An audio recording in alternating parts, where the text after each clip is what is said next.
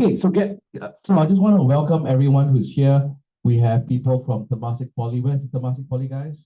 Yeah, all over the place. Fantastic. Temasek Poly has a very big contingent because they have many schools, and all the timetablers are so awesomely scheduling for their schools. It's quite an interesting, wonderful group of timetablers from there. We have Republic Polytechnic. We have some of the guys from there, Sharon and Faisal. SUTD, Edmund, where you got Edmund and all over the place, Edmund and some new timetablers also as well. University of Malaya, we called you out, that's now UTP with INSEAD, and then of course we have some other guests with us that are joining today. All right.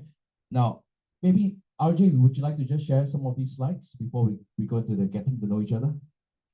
Yes, well, this is basically about how TimeEdit is evolving in the last 10 years.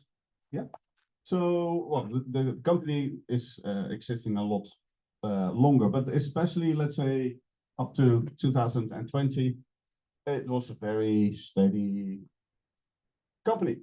Yeah, not much growth, and basically all our clients were basically in Sweden, a little bit in Norway, a little bit in Denmark, and that's about it. But then, bang, bang, bang, bang, bang.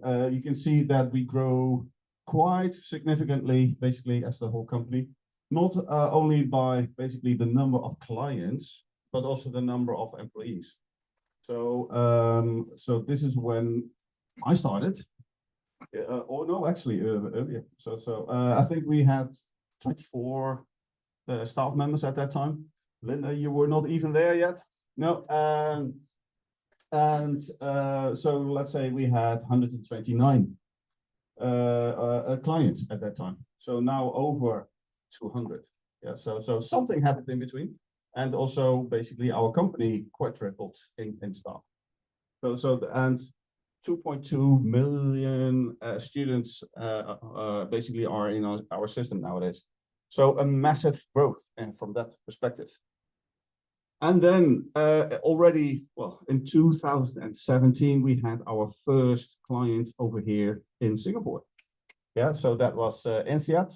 And it's a little bit cheating, but we did the implementation in France because INSEAD is an institution with 4 campuses. Yeah, and one of the campuses is here in Singapore.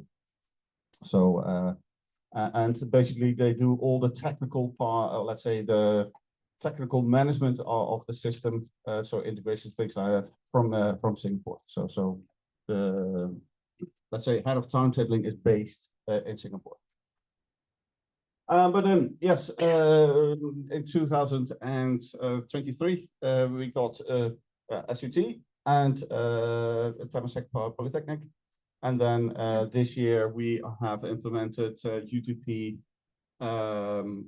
University of Malaysia, Malaya, and of course Republic Polytechnic, which is actually also a quite interesting implementation. Not the most fun for the team, but it was we have to. But they're there. So and welcome.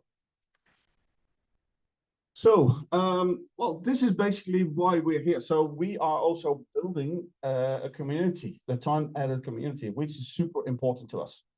Because, which already mentioned, so being together, you learn from each other. Yeah, so, and that's what we try to establish.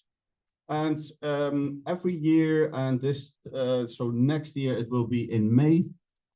This year it was in April, we have our TE Summit.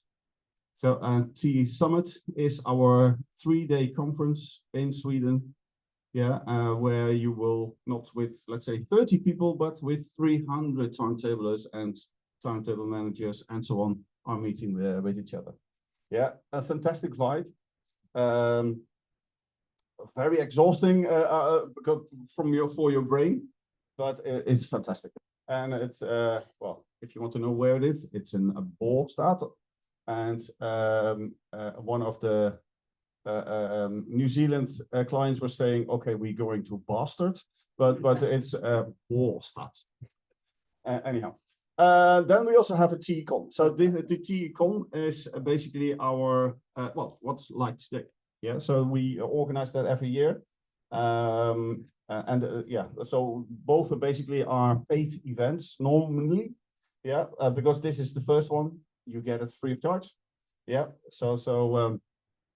but yeah, just to cover our costs basically for these events. And then something new. So we are also organize a half-day event because there are also people who cannot attend today for whatever reason. So that's why we do a half-day con online or call online, whatever how we will pronounce it. And that's something new, and that will be probably somewhere around February next year. So and then it's similar kind of structure, but then completely online. All right, good. One question, RJ, are we invited to the TE Summit? I forgot he's invited, but the only downside is you have to come to Sweden. So and that's a little journey, but fantastic, I can tell you. So yeah, so if you want, when is this? In which quarter? It will be in May, early May. So I think 4 to 8 of May, something in that direction. Very nice. Okay, so you see this fat, chubby guy who's really cute, and we just want to have a bit of fun because we're not that serious people anyway, except when we start to work. Now, this is just going to be a very simple icebreaker, just to get to know each other. And it's a very simple game called Find Someone Who. So in your table, in your group, what you need to do is find someone who, and we're just going to give you some challenges. So you get to find out, about something about, each other. Now, so in your group, I want you to find someone who has been to Sweden or Norway. And once you have, please raise up your hand. All right? Anyone? All right, we have one there. Okay. One lady there. Yeah. Anyone who has been to Sweden or Norway? Yeah, you're not counted. You have. Come, Sherry, come. Tell us your trip to where did you go? Sweden or Norway? Okay, tell us why were you there? This is for hi, good morning everyone. Shahibullah from University of Malaya. Yes, I've been to Norway and Sweden. Sweden in what is the state? Sweden, Stockholm. Stockholm. Wow. Stockholm. Very nice. Been there about a Was week. it a holiday or was it? It's a holiday. Okay. And also I've been to Norway.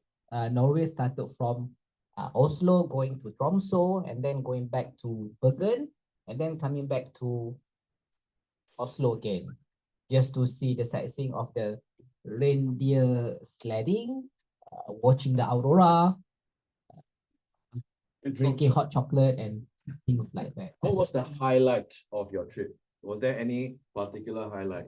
I don't even the most unforgettable thing is to watch the aurora because it's not easy to find aurora, and the weather was so freezing.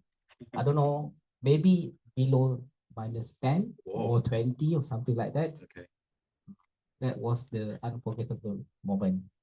But unfortunately, I cannot get the good photography because I was using iPhone, and they told me, oh, iPhone is not really something useful to capture in the dark.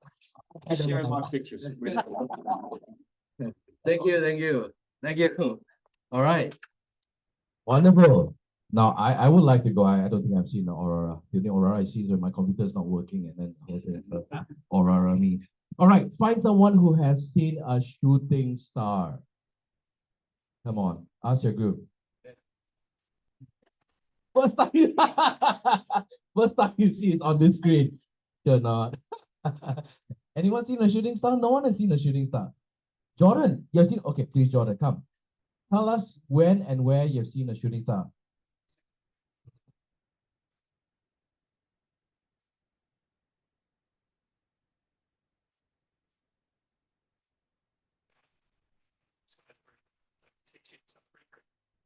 That is true because the first shooting star I saw was actually in Australia, in Brisbane, Gold Coast, right? But Singapore and Malaysia, unfortunately or fortunately, all we see is our city lights. Maybe actually there was shooting star, but we never see, right? Maybe got fly over our house, but we never actually caught it because there's just so many lights. In Europe, August is always the shooting star season. So basically, sometimes, well, we just go to not the city, but a little bit outside. Basically, lay on the ground, grab a nice drink next to you, and watch the sky. Wow. And then basically, if you're lucky, then maybe every 15 minutes, there's one passing by.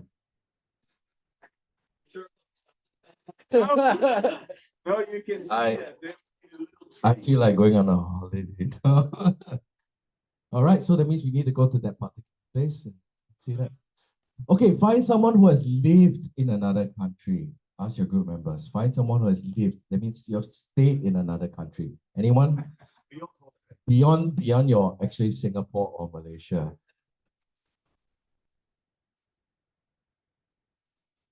Yes. Yes. Okay, tell us where you've been studies. I actually studied in Melbourne, Frankston to be exact. Yeah, Monash Uni. Monash. Yeah. Okay. Very nice. We will be there Monday. So that counts. That counts. Most of us study overseas. Yeah. Anyone worked overseas? Just out of curiosity. You where?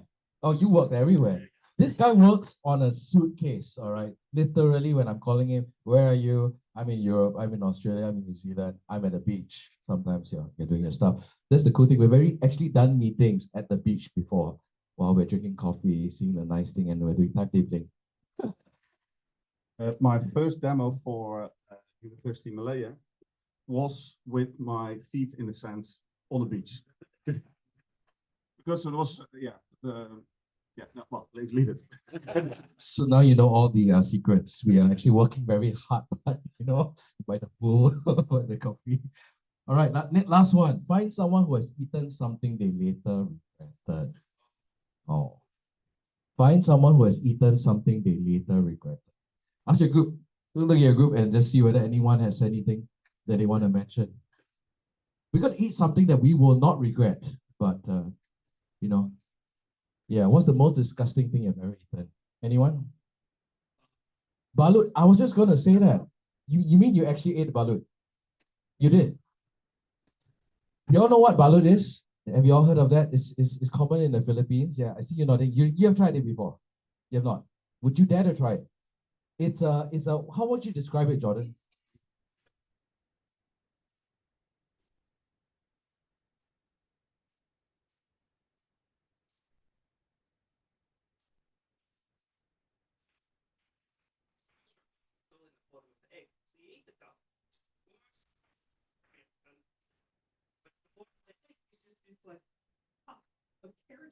Which is incredibly strange texture, very unappetizing. Yeah.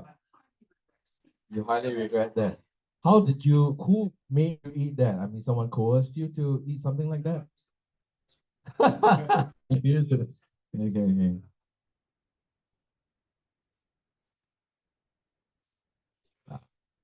All right. Well, I'm very impressed you actually have the stomach. All right, guys. So that's a bit of fun, and now we're gonna pass time to Linda. Would you like to come up? We're gonna do a bit of the or RJ's gonna do that state of scheduling. Yeah. Yeah. All right. Sisters of Jordan. Jordan, yeah. All right, but I probably need to switch. Sure. Laptop. I need an adapter for you. No, mind, you talk first. I have an adapter. Okay. Let me know if you get any tech-wise. I've got a bag of goodies. Yeah. Well, RJ is just waiting. If you need to scan this, you can scan this for the program for today. So the state of scheduling, as already mentioned, so we interviewed, we sent a questionnaire out to several hundred timetablers around the world, world, Europe, Singapore, Malaysia, Australia, New Zealand. Yeah, those are the main area. UK, Ireland as well. UK, yeah. Since they don't think they're part of Europe anymore. Yeah, that's true. Ajay, you gotta unlock. Oh, These surveys, quite a thorough survey, and it was over 200. 221, I think. Number of institutions. No, it's here. Oh, No, I'm not shooting from here now. okay, good. Yeah. Slideshow. All right. Good. And then tick, tick, tick, tick, tick, tick. Yep, we're good. Yes, so 218 replied. And after that, we interviewed an interview of, let's say, half an hour, 1 hour, about that time, with 53 persons on top of it. Yeah, so again, clients and non-clients. So it was not software specific. So it's really, how are you using things? What are your plans? What is important to you as a timetabler? So nothing about functionality. That's by far, that was not basically the question, or that was not the question. But let's go first to a question to you. Yeah.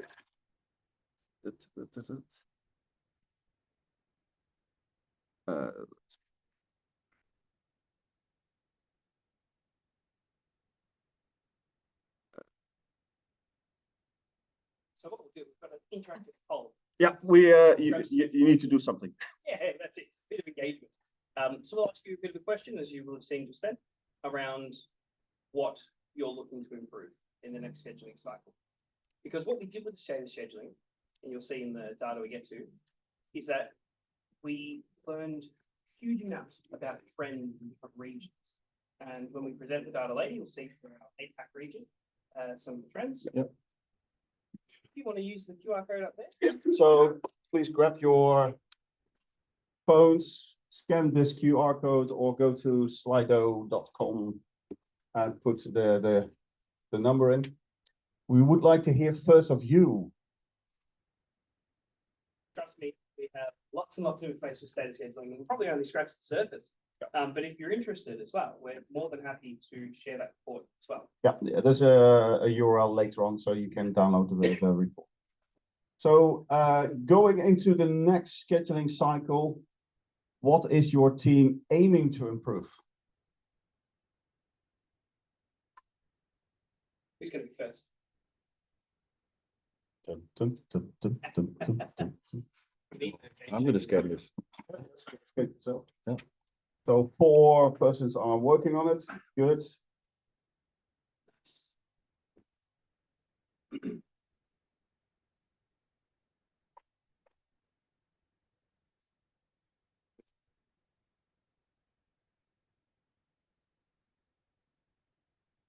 You wanna read the questions? Oh no,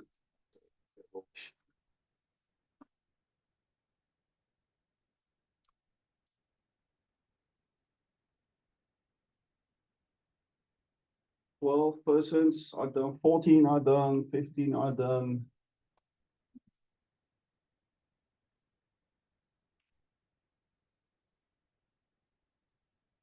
Oh. 17. Yep.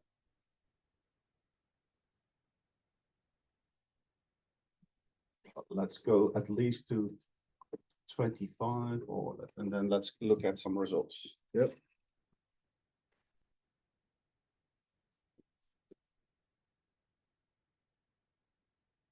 Very good. 24. Yep, let's go. Where's my mouse?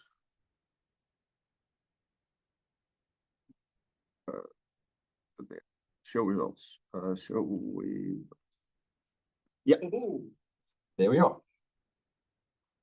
So, more efficient scheduling, that's your number 1.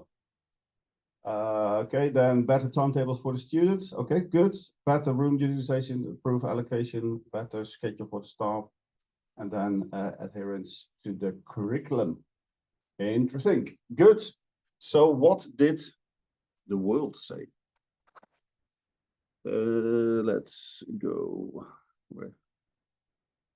There we are. This one. Yep. So next slide. So this is what the world was saying. So that's a timetable for the students. That was basically the number 1 what the globe basically was saying. So adherence to the curriculum. So that's a very different one from you. Yeah, so that was basically all for you, almost the last one. And here it was, yeah, the second most important one in the world. What do we mean with that?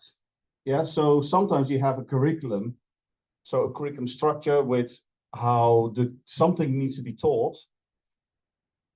But in the timetable, that could be completely different sometimes, which is, well, not how it should be. Yeah, or maybe they have built a curriculum, but you get different information when you collect the information from around the timetables. And then you are maybe also doing double work. Yeah, and that's the reason behind it. Better room utilization and more efficient scheduling. So that was basically your number one. Yep. So yeah. It's not too far off the global trend though. If No. you have a look at the data that we do have here, yes, the highest, very important, was looking at better timetables for students, which is obviously going to be a priority. But we can see that between the important and very important, the more efficient scheduling is heavily weighted. This is a global priority. Yeah. But we do find, as we get into the data later, when we look at the different types of institutions and the different ways that they tend to schedule region to region, of course, there's variation within regions, but region to region, we see that those who are more decentralized will have a heavier weighting on the more efficient scheduling piece. And we'll talk about what we learned on that as we go through. Yeah. It's a very interesting thing. And I'm happy to see that it came here today because it confirms something that we learned definitely down in Australia and New Zealand as well around this data. Yeah. Good. Let's go to the next. That we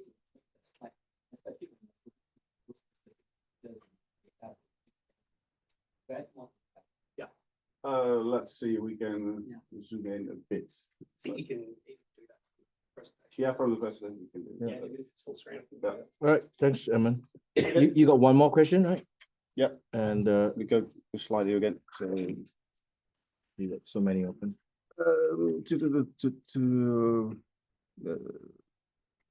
what is this one or whatever? Oh, yeah. That's the next one. So what are your institution's most important scheduling goals?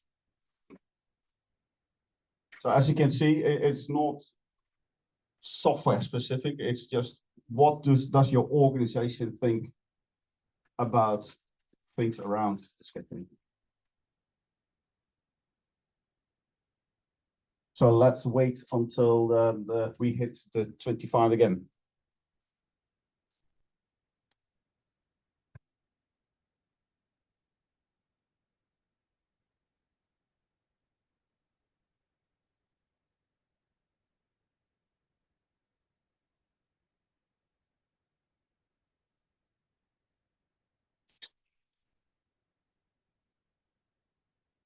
Your morning exercise. Deeper. Deeper? Yeah. I just got off the plane. Yeah, that was yesterday. Well, I haven't eaten as much as I would like yet, so fair enough. 4 to go. And then let's look at the results. 3.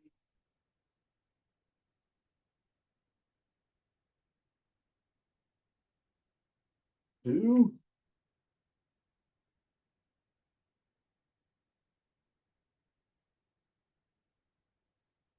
Let's go back to your, yeah. Okay. Wonderful. So most important indeed, and by far, and well, that's 100% in line with what we were hoping as well. So improved student experience. Yeah. So that's by far basically the most important one from your scheduling goals. And then also in line, basically increased resource rooms utilization. Staff satisfaction, accommodate more students and lower total cost of delivery. Also interesting. Very good. Okay. Before we do go on, Yeah. is anyone willing to share who did say improve student experience? Is anyone willing to share something that they have an example of that you're doing now that you want to fix, or something that you think you can directly change to improve that student experience? Anyone want to be super brave? Ooh. What is, according to you, student experience?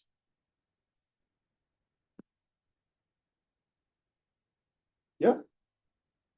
For both a class timetable and financial timetable, the student can get the data or what they need on spot without referring to the admin.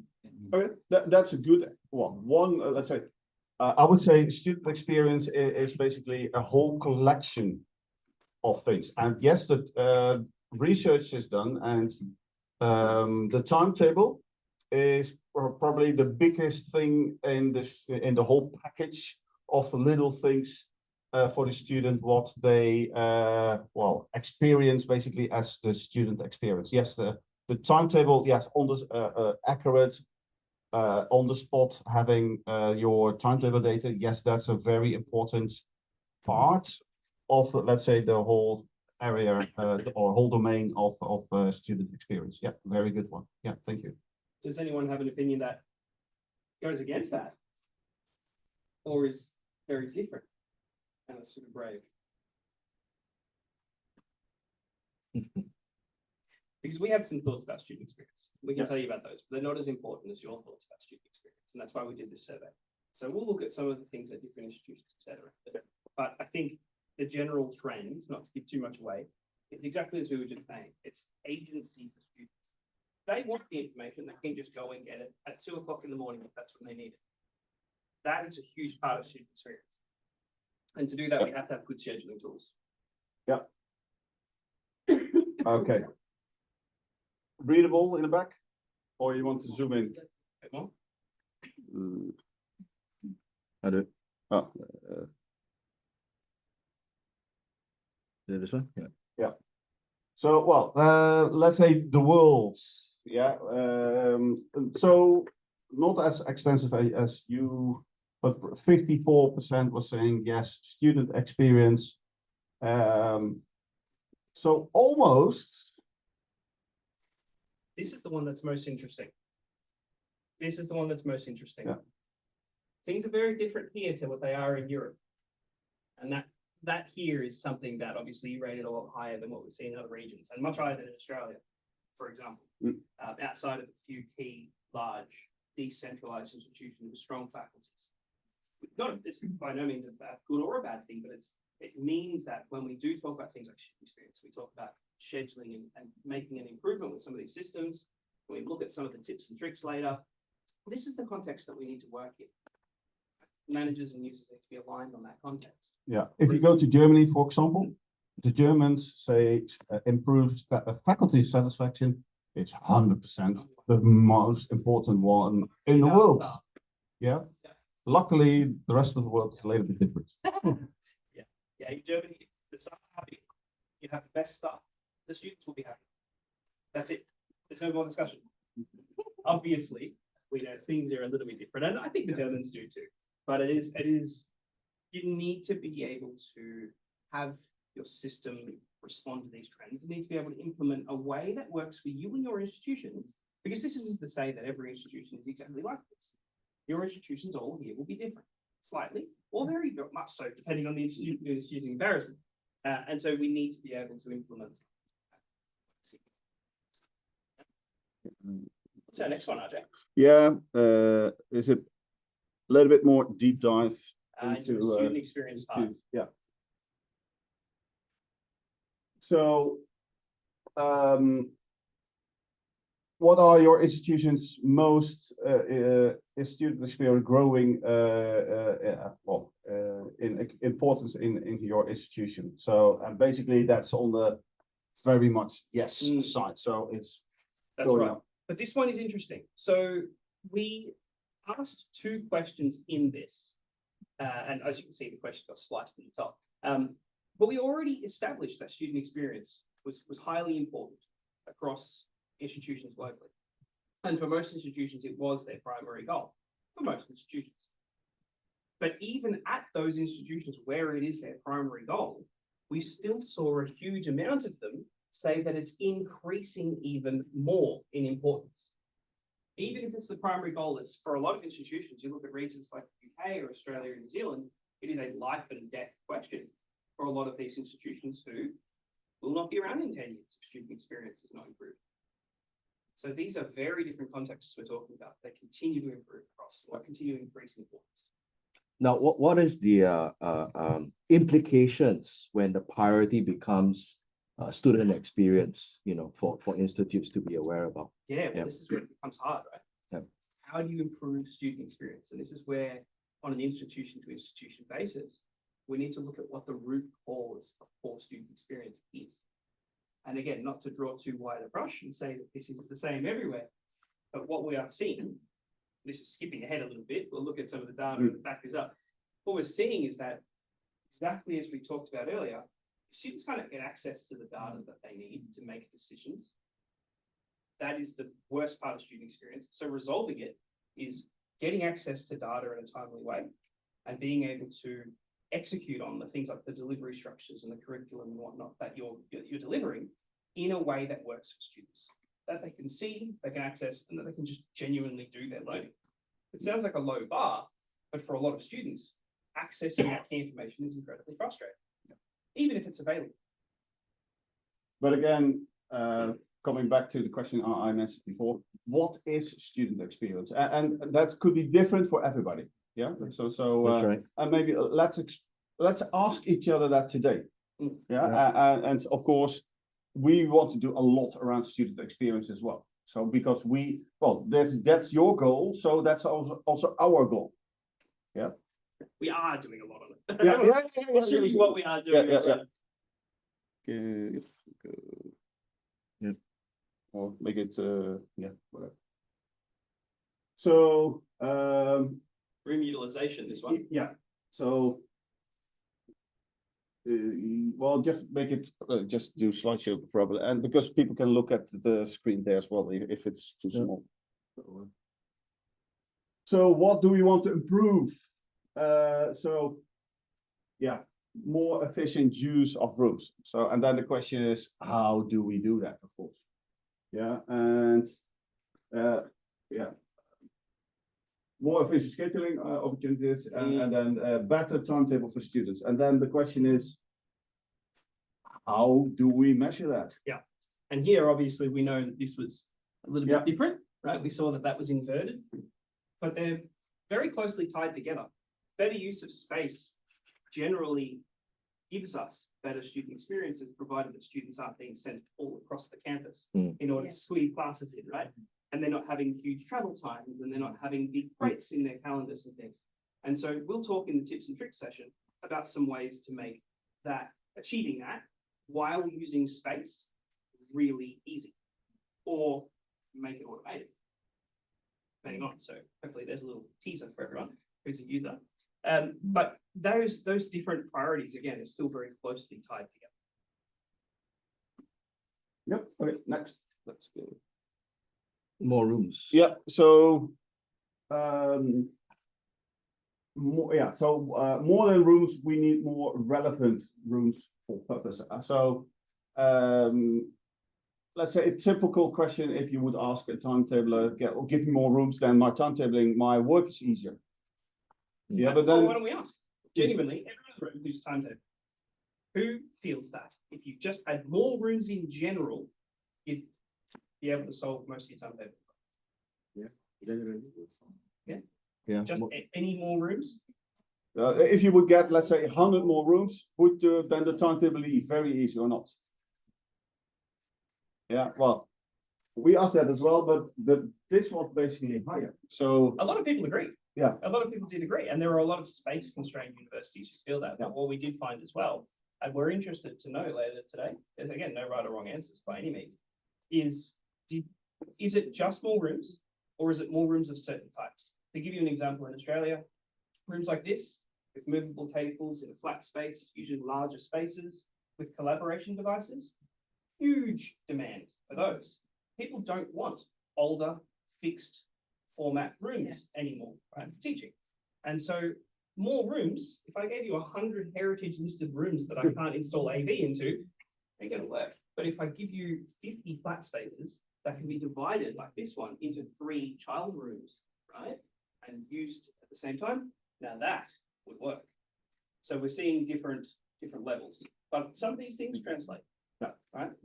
Yeah, but this is basically the biggest learning. Mm. More, well, fit for purpose and maybe more flexible rooms. Yeah, so if you can use it, well, like this one for a seminar, but also for a workshop or maybe something else as well. Yeah, so or events. So 3 different types of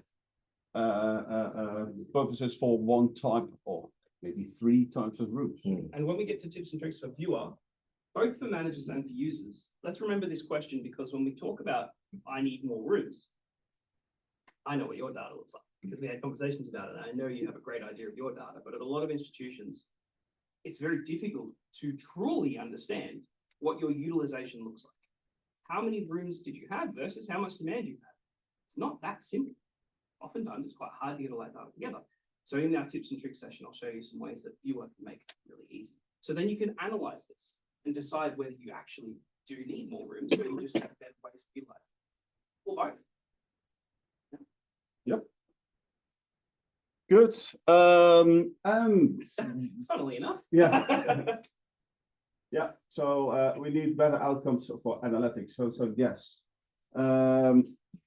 Also important one. So if we ask timetablers, what's your most important report, which is utilization? Yeah. Does anyone have one that's more important at their institution than a utilization report? That's a good question. Let's ask that, yeah. Because I mean, I would have said there are some institutions in the region, probably student fitting accuracy is really, really important. Yeah. Any other examples, or is that one there, one at your institution? Any comments? It's a good question. Like, what's the most important reports that you guys, feel would really help? Because maybe I can make it over lunch for you. Yeah. Yeah. Shai, yeah, you had something? Yeah, reports. What's your most important report from the time? So to evaluate your scheduling, evaluate your, your timetabling.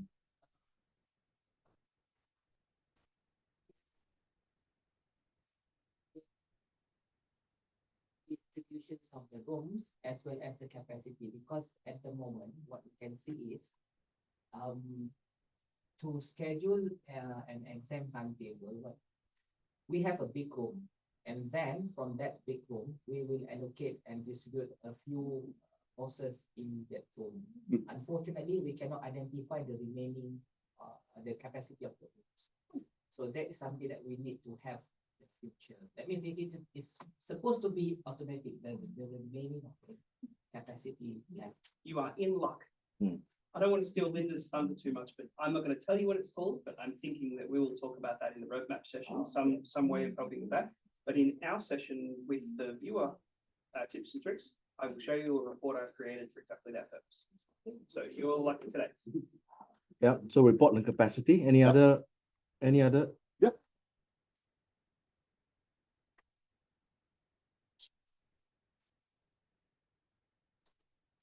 Yes, yes.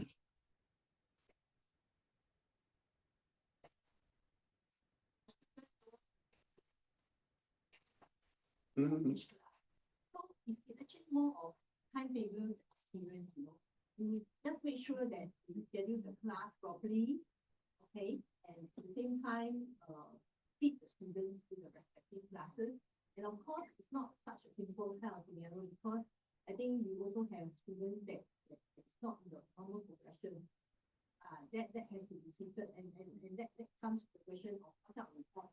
And I think we have talked with well, okay, because in normal situation, we also have elective. Yeah. Even though the class may have a student that is taking 4 subjects, okay, as well as elective subjects that maybe 2 of the students taking, and structures are always very different. So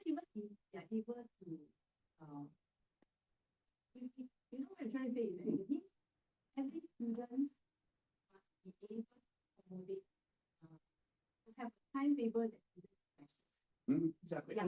So currently, because in Singapore context, we are doing teaching Mhm. students. We actually schedule class, and then at the same time we feed the students, each student into their timetable. Okay, whether it's all subject or elective subject.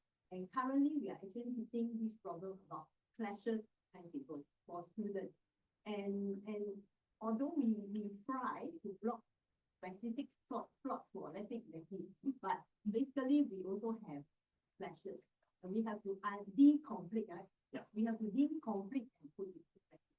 So are all things that actually didn't improve timetable experience. Because we have to spend a lot of time on doing things and doing yeah. So if you're asking us what report is useful, I think currently there will be conflict report now that we have been using and we have trying to use it just to flash, okay, and put back.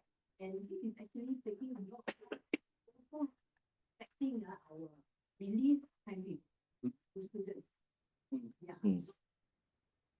You know what I mean? I think that in overseas context, because students actually plot in the timetable themselves. So to them, to you, maybe experience from students is very important. But to us, actually, we are the one that timetables are the one that do a lot of these kind of things. You make it. Yeah, I would say it's actually not different at all to the majority of Australian institutions in the way that that whole problem is perceived.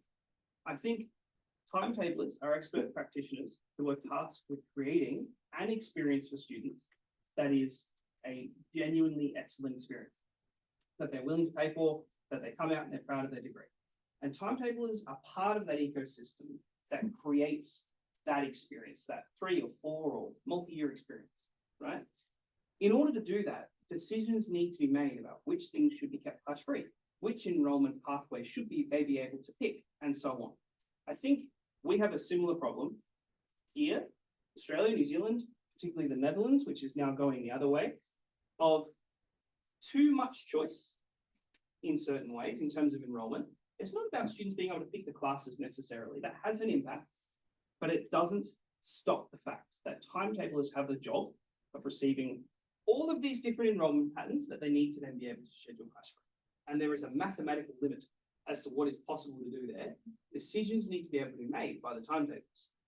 Which ones, with the elective we have here and for example, the enrollment numbers and the other figures, which ones do we want to resource to keep class-free? And which ones do we need to make a decision to say there's 7 students in this enrollment pathway? We have 30,000 students. This one, if they clash, if they pick certain electives that clash, that is part of their choice. They will probably need to choose another pathway or they'll need to make their own arrangements. Because this one has 270 students and is a key social good or is one that is quite important for our institution's reputation to be delivered clash-free and reliably, and we advertise it, so on. Right? These are examples. These sorts of priorities are basically global, but what that comes down to is that the curriculum structure that timetablers are being given to deliver is too restrictive to allow them to make all that happen without the amount of resources that we need. Hence, if I had 100 rooms, it could work, potentially. But then we still have a highly complex structure that will just continue to get more complex. So some of the discussions we're seeing, certain markets or even certain institutions within markets, I won't say certain markets because it's not that easy, are not restricting choices, but they are putting additional resources into certain choices that they are wanting to put forward to students and allowing students to make their own choices of things like lesser chosen elective structures at their own volition, right? Buyer beware, basically, with that. Rationalization is what we usually have called it in Australia and New Zealand. I think the same thing equivalent in Dutch in the Netherlands. So still high choice, but rationalization. With that, you need some way of controlling that curriculum. So not in the scope of today, but we're also fairly soon releasing our state of curriculum survey because we have a curriculum management system for exactly this reason. Because if you can control the structure of the curriculum and you can make decisions as to which pathways should be offered, you give the timetables a much easier time of actually timetabling the classes. Because the structures are done in a way that makes it easier to achieve the class-free time. This is a root cause issue that we need to address there. And the root cause isn't in the timetable. It's, at least in my opinion. I don't think the root cause is in the timetable in a lot of cases. If I tell you you must keep A, B, and C class free, you must keep A, B, and C class free. You must find a way. If there are 30,000 of those different patterns, you simply need to find mathematically the way to do that, which means more resources or things clash. Yeah, well, there's a university in Australia where they put a limit on the number of subsessions the teacher can ask for. Yeah. So let's say if teacher is asking for 10 workshops, then the timetabler manager say, okay, you can have 5 with a room. The other 5 will be online. They must be online, and any in-person sessions must be recorded and must be offered hybrid to those students. So if they would like to attend, and they generally attend in person, they're expected to attend in person, but they are allowed to attend those sessions online incidentally throughout the semester. The other extra 5 repeats will be wholly online and therefore asynchronous, and there's no need to worry about class checking in that respect. They do obviously try and spread them out, so they're not all at the same time, but they have less in their clash model to have to worry about.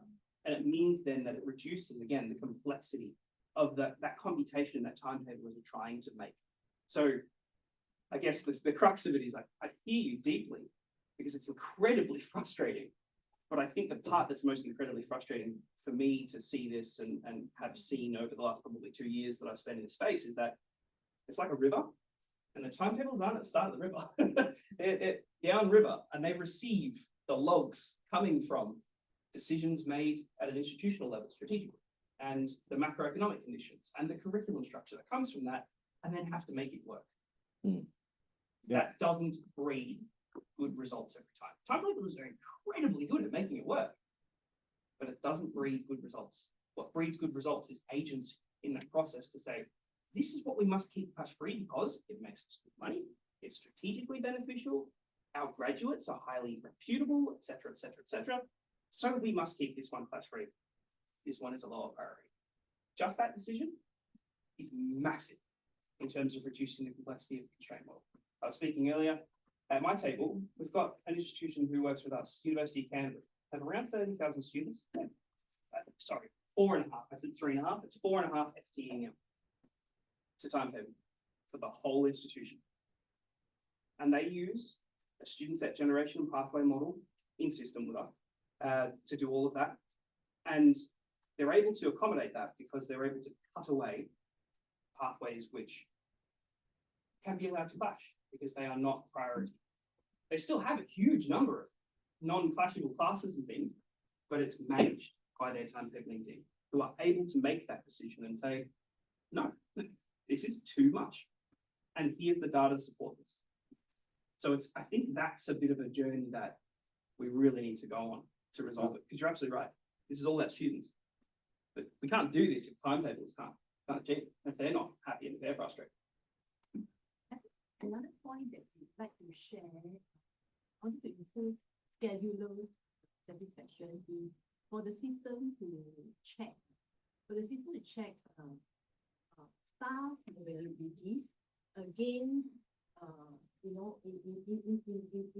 scheduling. Okay, let's say for example, this staff can only teach this subject 6 hours of tutorials. Okay, so if we try to schedule him these subjects 9 hours, for example, then the system will not allow. So what happened is that currently what happened, we are actually doing it manually. Okay, I think that's taking a lot of time because we have to check it up, and at the same time we also have to make sure we are checking all the timetables. Your wishes are heard, and I think So again, in the tips and tricks session, I'm actually really glad. It sounds like we have some really useful stuff today. In the tips and tricks session today, it will be a bit of a hybrid where some of it will speak directly to users and to the consequences of that at a strategic level for managers, right? One of the pieces in there that I really want to spotlight today is our concept of dynamic availability and being able to use that in certain ways to visualize staff load, how many hours is staff member A teaching for what, and then automatically enforce limits on that. So I'm going to show you ways that can be done in the system, and we'll talk about those examples today. So directly solving exactly that use case.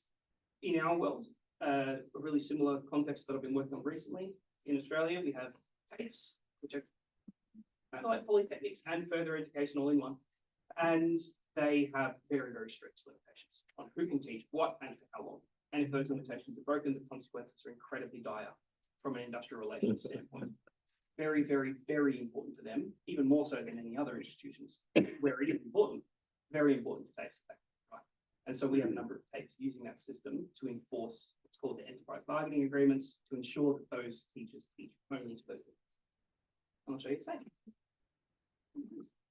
Brilliant input. Yeah. Thank you. Well, so much good, so good that we need to move on, but But this Yeah. is worthwhile. What we wanted to do with this was to get Yeah. about not just the good stuff, because it's not about that. It's about some of the challenges that we can really resolve, and how we can improve them over time. So Very good. if you want to see the full report with all the numbers and all the questions and so on, please go scan the QR code or look at this URL. Yeah, and basically then you have the full report. The participants will get a copy of. They get also the slides. Yeah. Yeah, we we'll send. share this slide deck, and for the tips and tricks sessions, just for those who will be wanting to see that, again, we'll make sure those slide decks get to you. So there'll be instructions in the tips and tricks to show you how to set up what I'm going to show you today, so that users, or probably more system administrators for some of them, but for some of them, users as well, can set this up for yourselves. And we'll share those instructions with you as well. Yeah. Very good. Yeah. All right.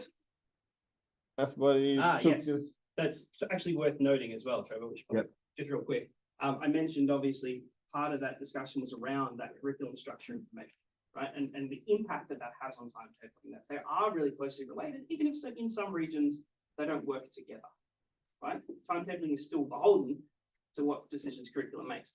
We'll be releasing a very similar survey, State of Curriculum, where we've again talked to curriculum practitioners across different regions, So, customers and non-customers. yeah, we Right. might send the email to you, but we are aware that you are not doing the curriculum, but please forward to your person in your organization who is responsible for the curriculum. But if Because- you do find the same Yeah. thing that I'm speaking about be relevant to you in terms of the structures and the decisions that are being made, it's worth reading. I think it's worth reading. Oh, well, for the curriculum, we still first do the questionnaire and then we give you the report. of We'll course. let you know. Yeah. So there will be a similar report. All Very right, good. the roadmap. Yes. Linda. Yeah. Linda and me will do the roadmap. I have, we can do it from yours or mine, or, yeah, let's see if we, good. All right, well, let's go back in history, but very, very recent history. Yeah, so, yeah, maybe. Because now we're jumping right straight into academic operations platform. Earlier, you showed the diagram of what expansion we have had the last year, and academic operations platform is the latest big leap we have taken. And before that, or during the longest period of our history, we have been a booking system serving Scandinavia, Sweden, Norway, and Denmark, as you mentioned. But then we took our first leap, moving on to becoming a resource and scheduling system, adding products such as preference, exam, reporting. And since 2023, we have taken the next big leap. Tying in a bit to Jordan is what we believe making a good schedule is not just the scheduling part. It's also offering the whole academic operations platform, as example, the curriculum part. Yeah, no, well, we noted, when we did our first implementation in Australia, And well, we were thinking, okay, we need to connect with their student information system or student management system, but they said, nope, we don't want that. Connect it to our curriculum management system, but it gives us better data. Yeah, because, and that's, we started thinking about that and saying, yes, well, that's logic, because if you have direct integration with your curriculum management system, then basically that's basically what the law is from the teaching point of view.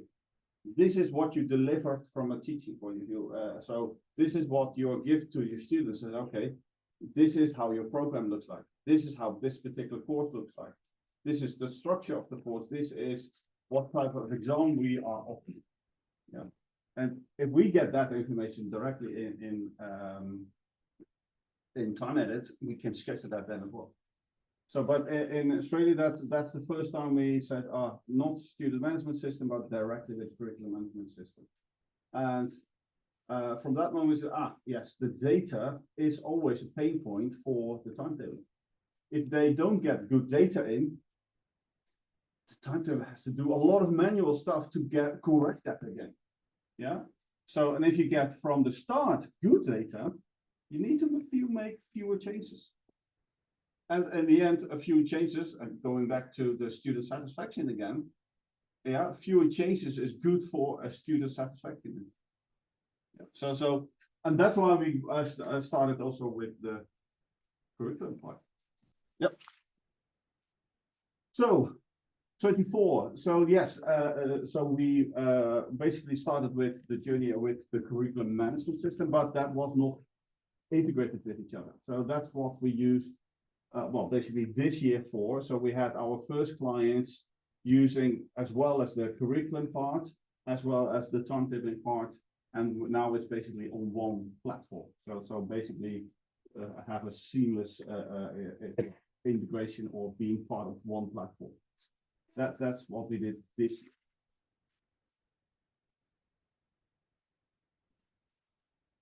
Yeah, 2024 was all about integrating. Yeah.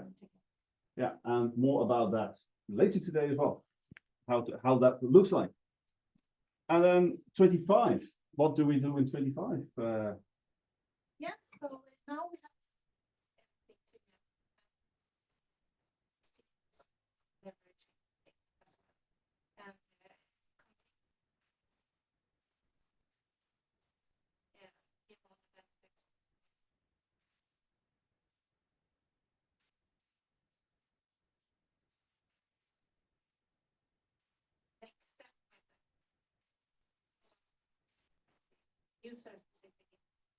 Yeah.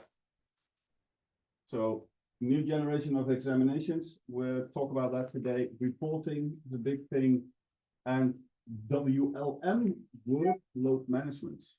Workload management. Yeah. So this is also well, we started to notice that, so we have a lot of different URLs and more we get more specific tools for specific persons. For example, well, we are used to for the student here is showing the timetable, but as an organization or as TimeEdit, we offer a lot more to the students. Going back to the student satisfaction part, yeah. So students can book a room, or basically a study room, or they can book at some universities. Yeah, I see you. No book rooms. Well, let's say it could be a study hall, yeah? or something else. Yeah, so or anything. Maybe you want to book a mentor. That's also a resource. Yeah, so basically people can book things. Yeah, and that could be a student as well. But we also can well, the study guide. So the student can see, okay, what are we offering from a program and course point of view? Yeah, so that's basically the handbook or the course catalog. And then something new, we talk about that later today as well. So student preferences and the registration. Yeah, so there could be pre-scheduling, but also post-scheduling. Yeah. And then the last one is that we also something we offer, and that's something you will notice by the end of today, the feedback.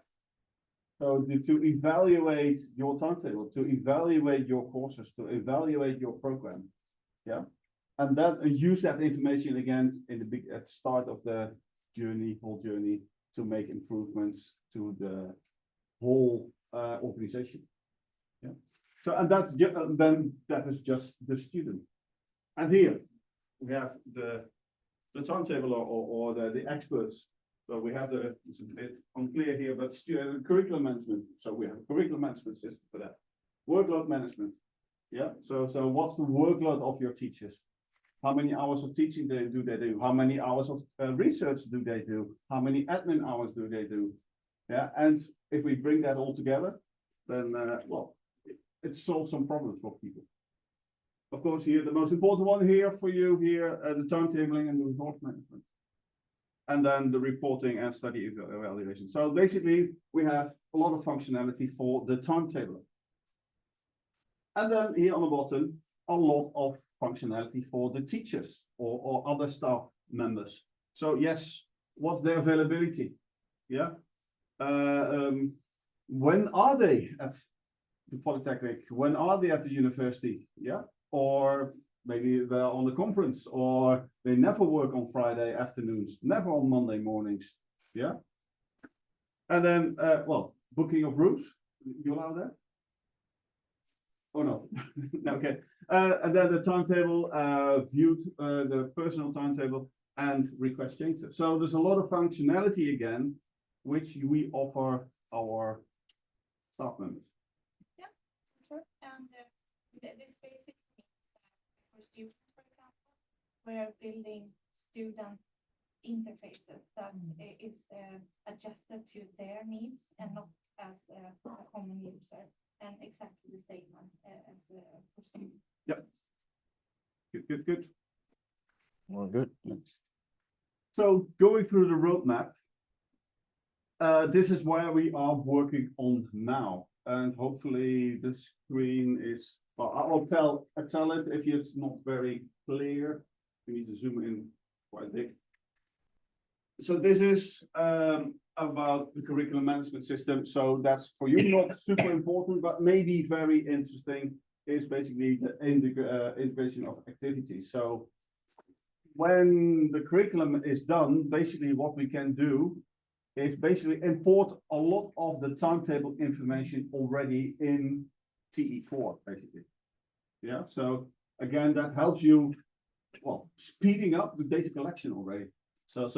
And a lot of the data we are collecting already at the curriculum phase can be reused, but basically in what you do now, maybe with Excel or other ways, or where hopefully preferences, you have to get that information from your staff members, and they have to do it only once instead of twice. Because probably you do some kind of curriculum management now, but you're not involved. And then you ask the teachers again, what timetable information can you give me? And so they do it twice. So what maybe we can reduce that they only have to do it once. Yeah. Okay, then something about exams. So we talk about that a little bit later. We are working right now on the improved seat allocation of students.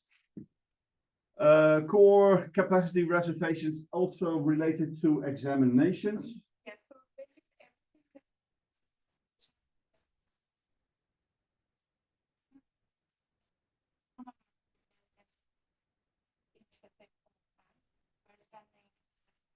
75% of our team members on making the exam management good. So 30 developers. Yes, exactly. 30 developers are now working on this bit. Yeah, so massive. Yeah. Good. And then it's for register. So we are improving the registration. So there's the class registration. So at the end, we are working on that. And that's probably prepping for the preferential. Is that right? Or yeah, the preferential allocation. So what we already have is first come, first serve. So a student comes in and says, ah, this is a class, this is the workshop, and this is the tutorial I want to go to. But the next step is where they said, I would like teaching on whatever, on Mondays, Tuesday morning, and Wednesday afternoon. Those are my preferred days for teaching. And then accordingly, we can, with the algorithm, basically, we can work with that. Say, okay, allocate the students to those spots where the student says, yes, that's my most preferred teaching moments, basically. And then an algorithm is basically doing the allocation then. Well, events-driven APIs, what's happening there? Yeah, I will get back to that. Yeah. Yeah, we more about that later. So next slide. So this is where we are working now, but now where are we working on next? And that's something as another new initiative is the student portal. We talk about that later today as well, but also the study planner. So the study planner is where we ask the student to plan. Let's say you have a bachelor student, you want to plan the 3 years ahead of the. So what do you think you would like to do? And so let's say I want to become a engineer specialized in bridges, for example, yeah? And then say, okay, I need to do this and these particular courses to get to my end goal by my degree will be bridge engineer, yeah? And we can help the student then to choose the right courses in the coming 3 years, which one to choose. For the timetable perspective, very useful because you get quite accurate information how many students will attend a particular course. Yeah, so it's not guessing anymore, but you have, let's say, for the coming 3 years already quite accurate information.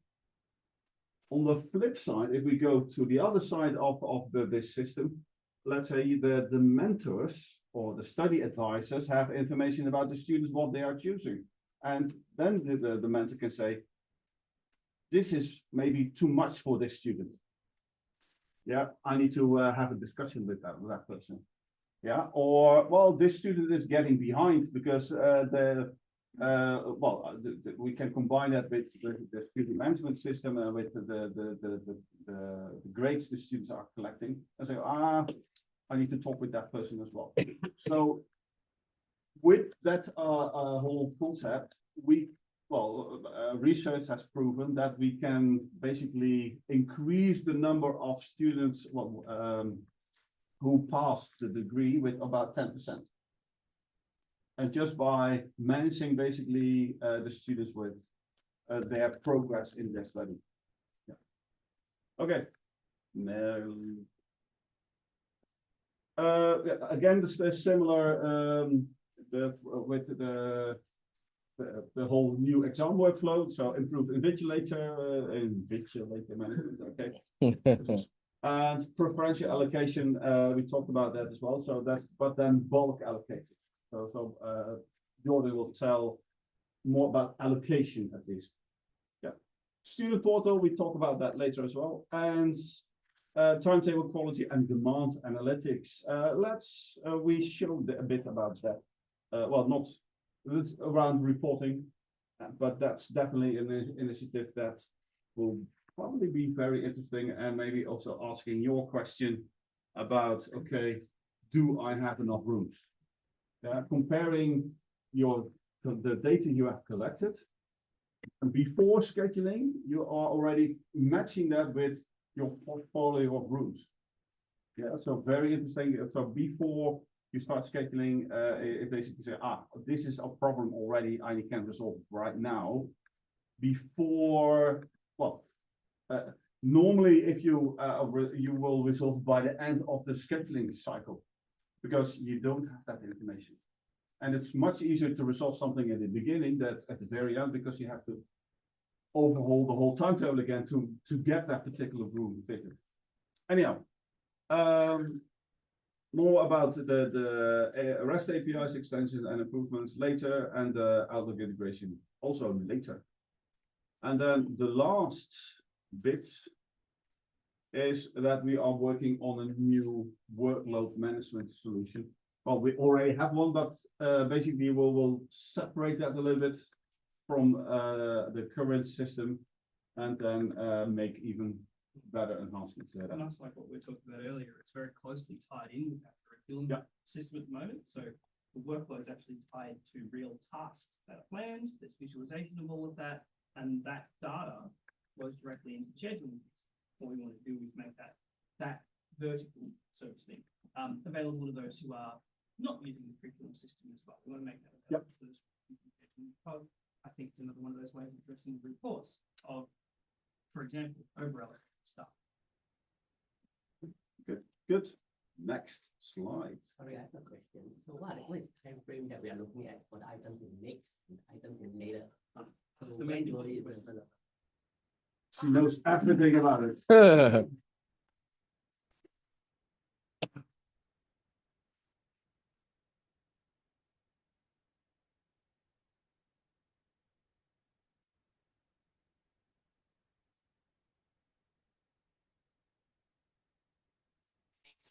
Basically not about. No. It's more the things that we already. So we are looking at months, like not years. No, it's not. No. And maybe for your information, if you go to roadmap, that's it, yeah, roadmap.timeedit.com, you see this as well, and it's every month or every quarter it will be updated. So and same structure now, what we are working on now, next and later. Yeah. We'll pop a link in there as so that if it's not already in there, when the slide deck's shared, you'll have a look there. And you'll be able to see as well the great reinforcements of the question there about timeframes. You'll be able to see some of the stuff previously that we have delivered on. Because we don't like to do multi-year promises and deliver on them. Render is very good at making sure engineers get it. Good. So we will do some deep dives. Good. Jordan will do the student portal and the study planner later on. I will talk a bit about the invigilator or the exam process. Registration, Jordan will do that as well. Reporting, we will show you now probably. Yep. And work. And that we do in other session as well. So I think only it's the exam rule. Yeah, that's a good. Yeah.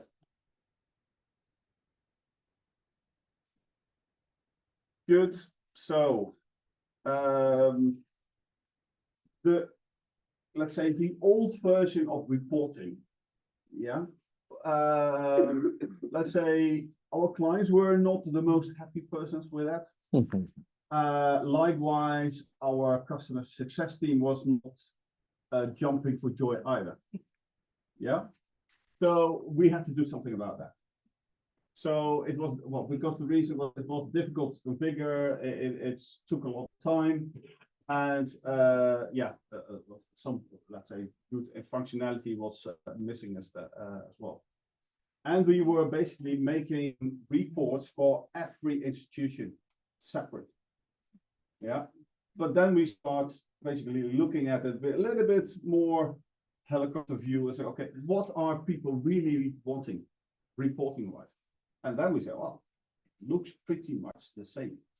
But, well, let's say what I already mentioned, the number one report is probably utilization in a lot of different ways. Yeah, so, and there are a few other reports as well. And those, let's say, from a higher level, those reports are quite standard. So now we are thinking, instead of having single reports for everybody, well, let's start with some standard reports. Yeah.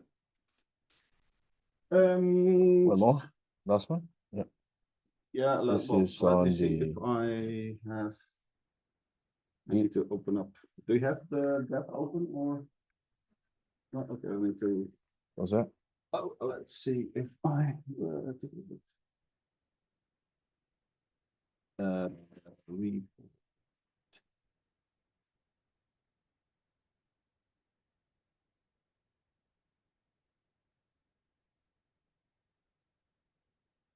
Wanna do this later? Yeah, or Let's continue because we've got 5 more minutes. oh, and 5 more yeah, minutes. Then I do it in a different way. Well, it's, let's say we have a version live now, but Yeah.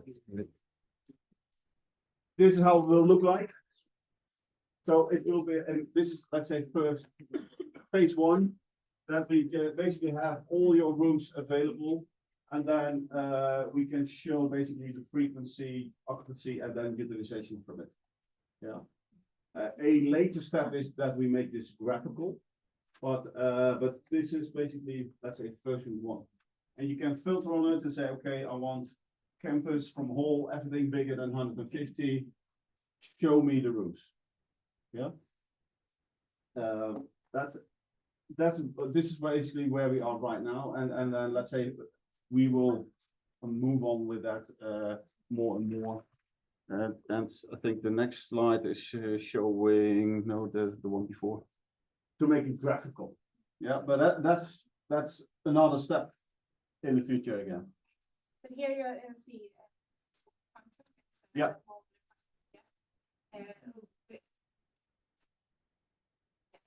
Yeah. That's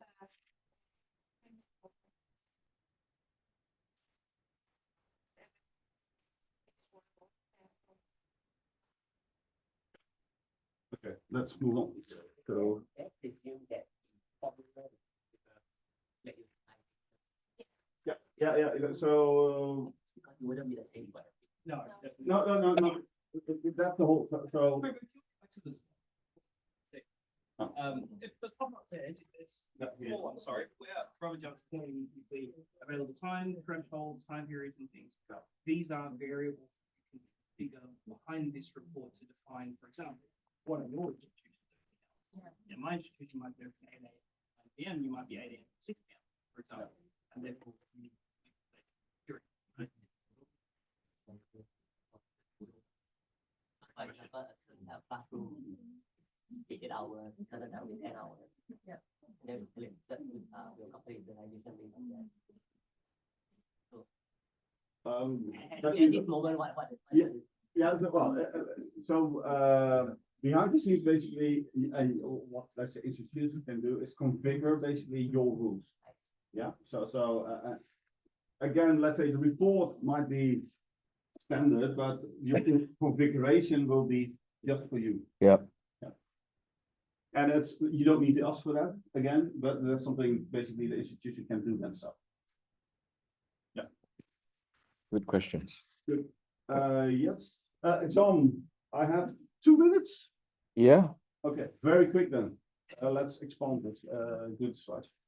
So the initiative we are working on right now is to transform basically our current way of exam scheduling to a completely new. Yeah. And actually we are reusing basically the applications we already have.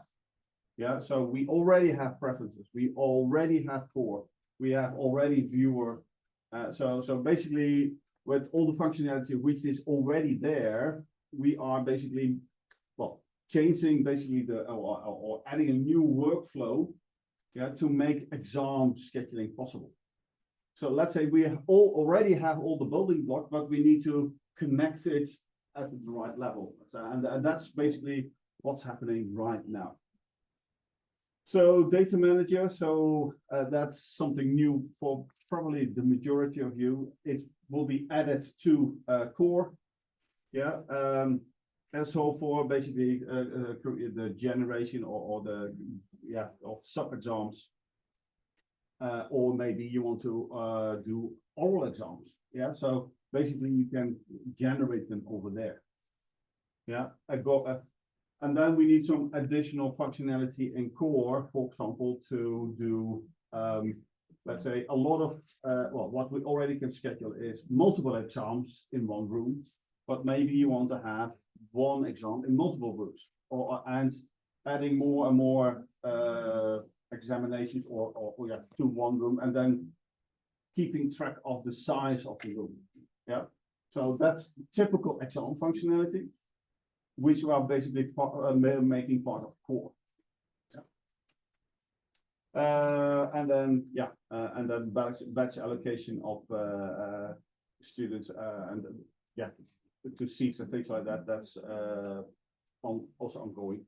One other initiative is, but that's for later, is that we make it visual, so make it the seating visual as well. So we have a classroom or examination room where you can see, okay, here we have all the tables. These tables we reserve for the invigilator. Here we put all the papers on, and there are the students sitting. Yeah, so that's for later. Next. Yep. So yes, here you can see something, well, which is about the new exam workflow, where we can easily flip between the different applications as well. So that's something new as well.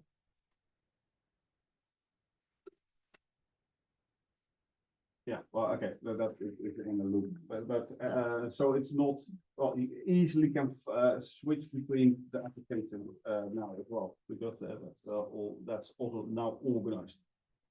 Next, because so preferences, so there we can basically do the data collection.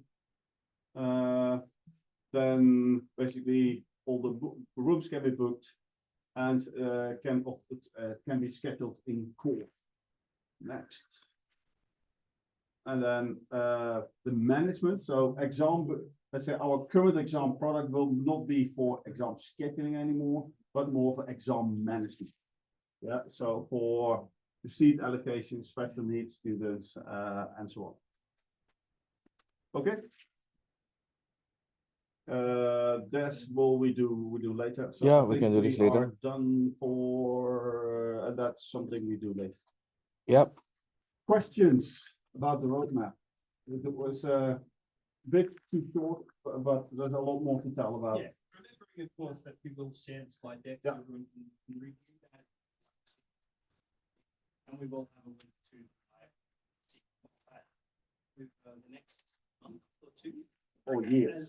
How are you? Yeah. As Linda's team deliver on these. All right, sounds good. We're gonna have a short break of 15 minutes, and a very quick one. If you have any dietary concerns, because we're preparing for lunch also as well, can you come to me and just let me know if you have any food allergies or stuff like that? Just let me know. But it's gonna be a delicious lunch. Toilet, if you go out, just go all the way to the left. There's a set of toilets down there. I will see you guys in 15 minutes. All right, thank you.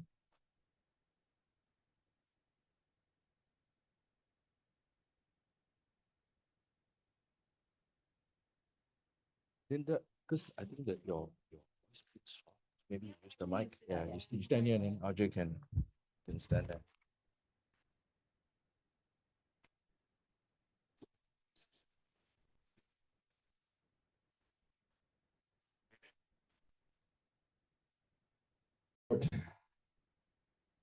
Okay, we got a very exciting time. Want to introduce to you two awesome guys. They look so cool with sunglasses.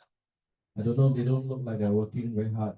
They look like they're working very hard to be very cool, but they're very cool. So we have Muhammad Arif Shuib from Marketing and Academic Service Department, and Shahi from Department of Info Technology. All right, guys. So shall we give them a bit of a warm applause? Woo! Sorry, someone's calling me. Let me do this. And yep. Guys, over to you. Thank you so much for taking this time. Don't need mic. Okay, don't need mic. I'll be the one to press for you. Don't worry. Okay. All right. A very good morning to everyone. Assalamualaikum warahmatullahi wabarakatuh. My name is Arif. You can call me Arif. And my friend here is Shahi. So we were working so hard yesterday to find the best picture to put here. Okay. Yeah. So we were Well done. with the vortex. Actually, this is my first time in Singapore. So thank you very much. We are happily here, and then we really like to learn from everyone, because like what Trevor, RJ, and Jordan has been sharing, we are the junior clients here, right? So we are really expected to learn from everyone actually. So a little bit of background of UM. So we actually started here in this beautiful land back in 100 years ago. So a little bit of history. We were once, I presumably everyone knows that NUS is part of us before this. We separated in 1962. Really? And Really? Really? Okay, we can verify that now. Confirm, Convocation book in 1959 and onwards is still here. Wow. Wow. The last that we have 1960 and above, we have in our campus in KL. Wow. So yeah, a little bit of background. So NES is part of us before. Younger or sister, no lah. But we are looking up to NUS because realistically, in the next slide, please. So this is like our demographical figures. So we are a broad university, multidimensional, multidiscipline. We have 14 faculties altogether, two academics. One is in Islamic studies and the other in Malay studies. Our one academic center, where I am in, we have 4 research clusters, approximately 30,000 students, 20,000 undergraduates and 10,000 postgraduates. And we have a lot of international students, more than 5,700 from more than 90 countries. Wow. Right? And we have, but this one continual education center is closer to us. Now it's become one between us. It's a new structure that we are embarking to, right? So next slide. Okay, a little bit more about So it's in Malaysia, we are the #1, the top university. The first to be awarded 5-star in QS. Yeah, you can just refer to all this simple number, but this is some of our achievements so far. Next one, Trevor. Because the first 5 slides is just like background. Yeah, and where are we now? We are in the 60 ranking in QS, 65 in the THE, 60 in geometric. So this is where we stand now. Right, next one. Okay. Just a little bit more about our demographic. So those are the 14 faculties that we have, from arts to sports science to medicine to pharmacy, education, you name it, engineering, whatsoever. Again, Islamic study, Malay studies. Those are we have foundation also, and the continuing center is handling diploma programs, research cluster as well as institute. Extra. All right. Wow. So this is the one that we are having now with TimeEdit, right? So let me just quickly brief you.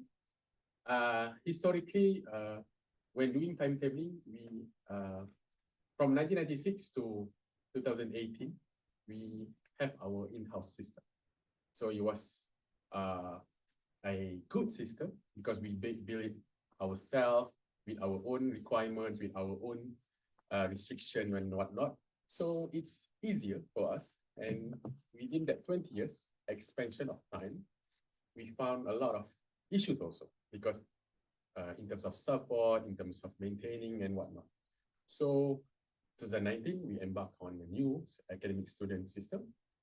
And then, which includes one of it is timetabling. But that system also has some limitation towards our needs. And this year, we are making with TimeEdit to ensure that our student, the main core business, the main stakeholder in our business, is that they have a good experience. So our main goal in especially, to have both teaching and examination timetable beforehand, before registration. So that is the biggest limitation that we have in the previous system. So now, actually, during our own system, that is what we offer to the student. Before registration, they do have both timetable, but back then it was, I think 90% of it are manual, only 10% are automation. So what we inspired to do after this is that most of it are automated rather than manual processes, which I believe all timetablers here are facing the same, or they're the visionary in that sense, right? So what we have here is the reports from TimeEdit. This is viewer in terms of from our point of view, just a little bit here and there. Next one. Yep. So like I said, this is the challenges that UM faces. So before this, the existing scheduling does not have the functionality for automation generation for the teaching part. The examination part, it is there. There is some automation part of examination timetable, but the limitation falls down to the third. Because that system, you can only generate exam timetable once the student finish enroll, what's or not. And it resulted that the exam timetable can only come up later in the semester, not before the semester starts. So it hinders the planning of the students, the staff, and everyone else. So everyone was checking out our door, when are going to have the examination timetable. It used to come up because we have a 14-week semester, and then normally we will release by week 10, week 12. So whenever we have examination during festive season, you know, Chinese New Year, you know, Hari Raya, in local context, right? So nearing to exam, they have festive like this.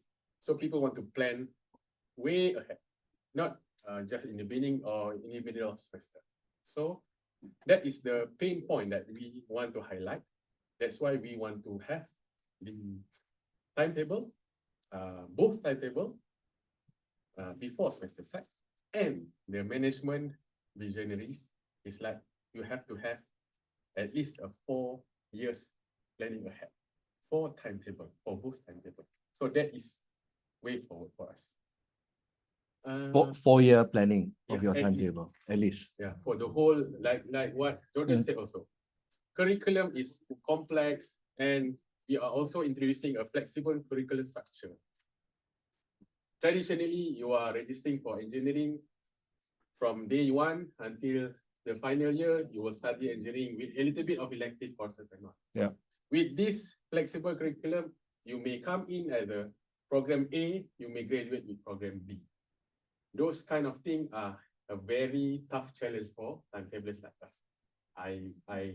I do believe that this is what the future holds for us. So we shall embark these challenges together. Very good. Any more? Next one. Okay, this Right. one. But having said that, because we are juniors in implementation of TimeEdit, we kick off the program, the project in February. We go live in August for both timetables. So, with that 6 month or 7 month plus project, it was a fulfilling project. It was a very challenging project because we want to cater everything into 6 or 7 months, which TimeEdit actually proposed 1 hour project, 1 year project, right? Implementation. So likewise in UM context, everything must go faster. So, but then again, there's a highlight that we want to share. There's a not that significant improvement, although there are some other factors, but we do believe that when we reintroduce both timetable before students registration, it helps in improve of the students registration rate. So for example, for undergraduates, there's a increase of more than 10% in terms of student actively register for their modules and whatnot. For postgraduate, also like 2%. And we are not embarking on the whole project yet, because in terms of examination schedule, there are more changes that we want to have, because at the moment we only generate the examination timetable in terms of the date as well as the time slot only. The location, whatnot, we still have to do it in the current system rather than in TimeEdit. So we are interested to know more, whatever RJ and Linda was talking about, because what we see in core, there's a better chances to do examination schedule in the core rather than That's the right. exam. Yeah. So when you present that more works are being doing across the apps, and we are enlightened to understand better, because like I said, the implementation project is crammed over a period of time. We haven't had the appropriate time to explore what other functionalities that the platform has to fit our purposes, right? The next one. Very good.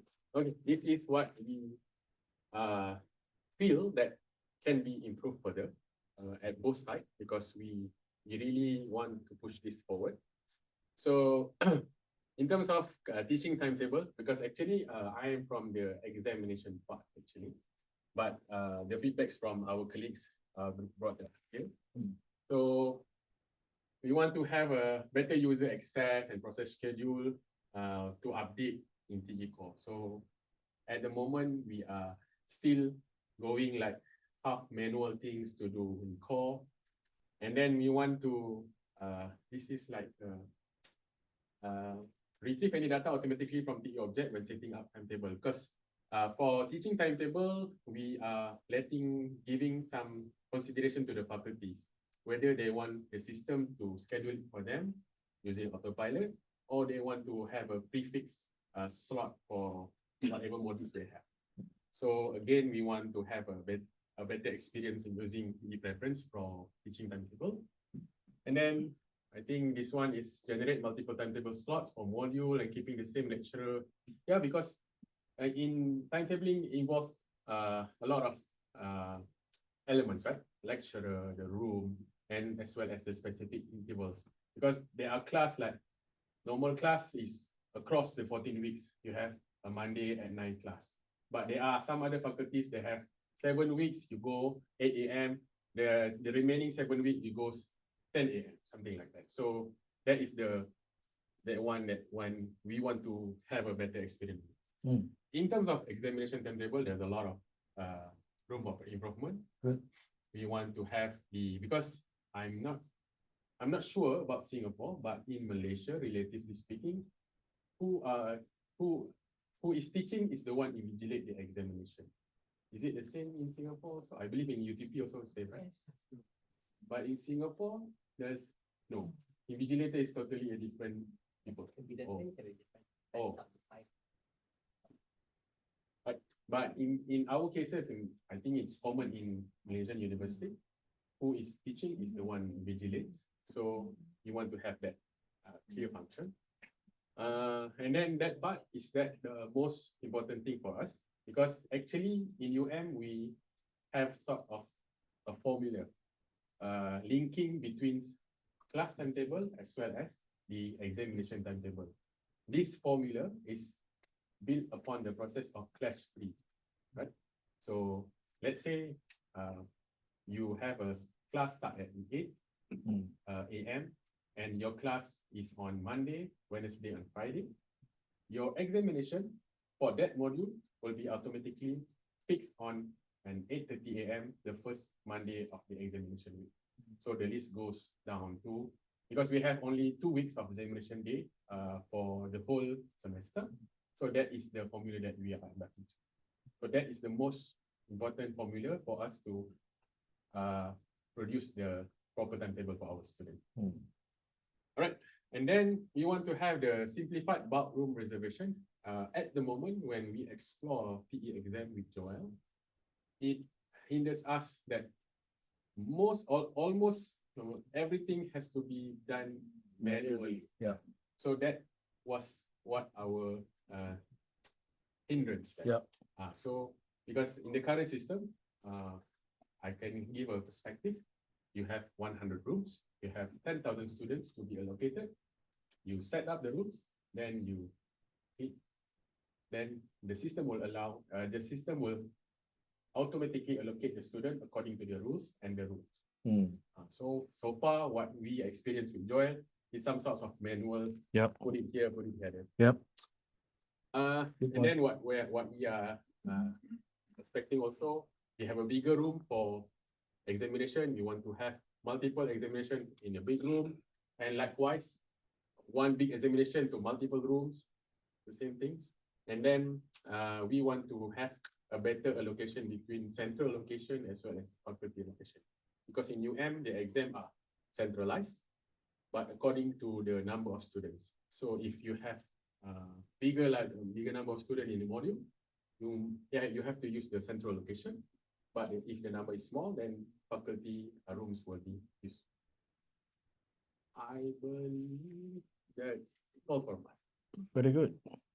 We actually would like to learn more because, especially from the Singapore side, I believe the Temasek has done it last year, right? So it would be good that we can learn together.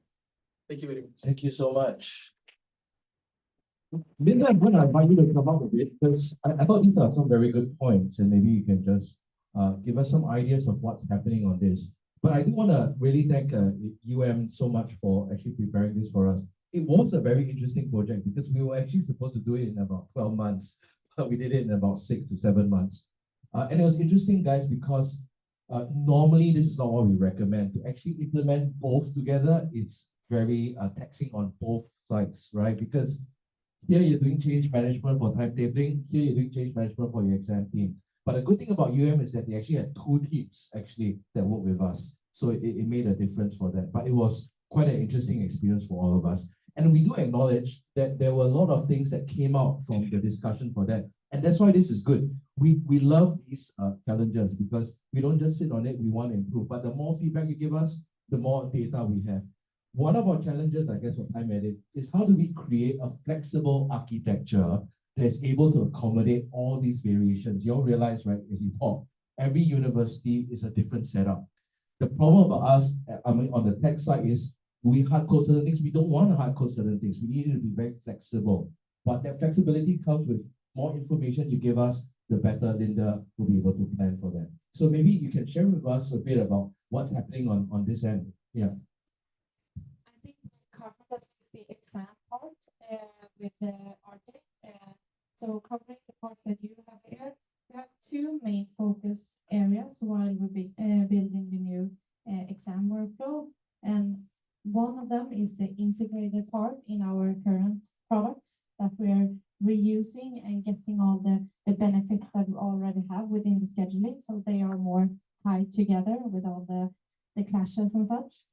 And the second part is making it as easy and automated as possible. So, and we know the struggle with the current exam, that it's very manual. We need to do everything manual, nothing automatic at all. And that is one of our biggest focus areas. So already in the first phase, we are covering a few ones, and then in the next one, we're doing even more. So I think we will, it's just one a little bit unsure if we cover, but all the other ones in exam will be covered within the exam. Very nice. And since Linda is here, because TimeEdit actually is a software as a service, when we push out features, we need to do a lot of testing before that goes out because it goes out to everyone, right? So that's why sometimes you see on the roadmap, it's not instantaneously implemented. They actually have to go through a lot of rounds of testing before that's actually pushed out. Maybe just explain a bit about how do you push out new features? I mean, how do you do that so that they're aware? Oh, that's Talk about our business management process and the updates we're doing related to that. So I will I'll get back to that after lunch. Yeah. All right. Okay. So next one actually on the line. Thank you so much, Really appreciative of that. It's actually we're gonna do a breakout for all of us, and we're gonna actually just have a time to actually discuss around this particular topic. What are your institution's most important scheduling goals? Okay, so that's what we're going to discuss around. We're trying our best to actually stimulate some conversation. Now, you might have some things that you might want to share about, but maybe let's use this as a start for a discussion. So you all have groups. What will happen is that all 5 of us will be at your groups, and we'll kind of like start some discussions. And I'll leave this slide up, but basically these are the 5 things you can talk about. No one is constraining you, right? But as a discussion topic, what are your institution's most important scheduling goals? For example, like says, look, we're very interested in how we can improve student experience and how is that like for you. Maybe that's a start, right, of that conversation. Then you can talk further from there. That's how we start. Then of course we have lunch together, we have time together, but you know, this is one of the ways that we can start talking. So 5 things. One is improve student experience. We'll be talking about that. Now that is different for every SUTD is here. Maybe improving student experience is something very different for you guys, right? Increase resource utilization, accommodate more students, improve faculty satisfactions. I don't know how many of you that is important, and of course, lower total cost of delivery. Maybe some of you are like, this we're taking too long to do certain things. Maybe I'm actually looking into optimizing some of the time to do that. Yeah. All right. So we'll break out. We're already broken out, and we can actually start our discussion. So these are the 5 things. We'll spend about 20 minutes doing this, and yeah, let's have fun doing that. Thank you. All right. So this is the thing, and Audrey, I think you're here. Who's group B? I think Linda, you're here. Yeah.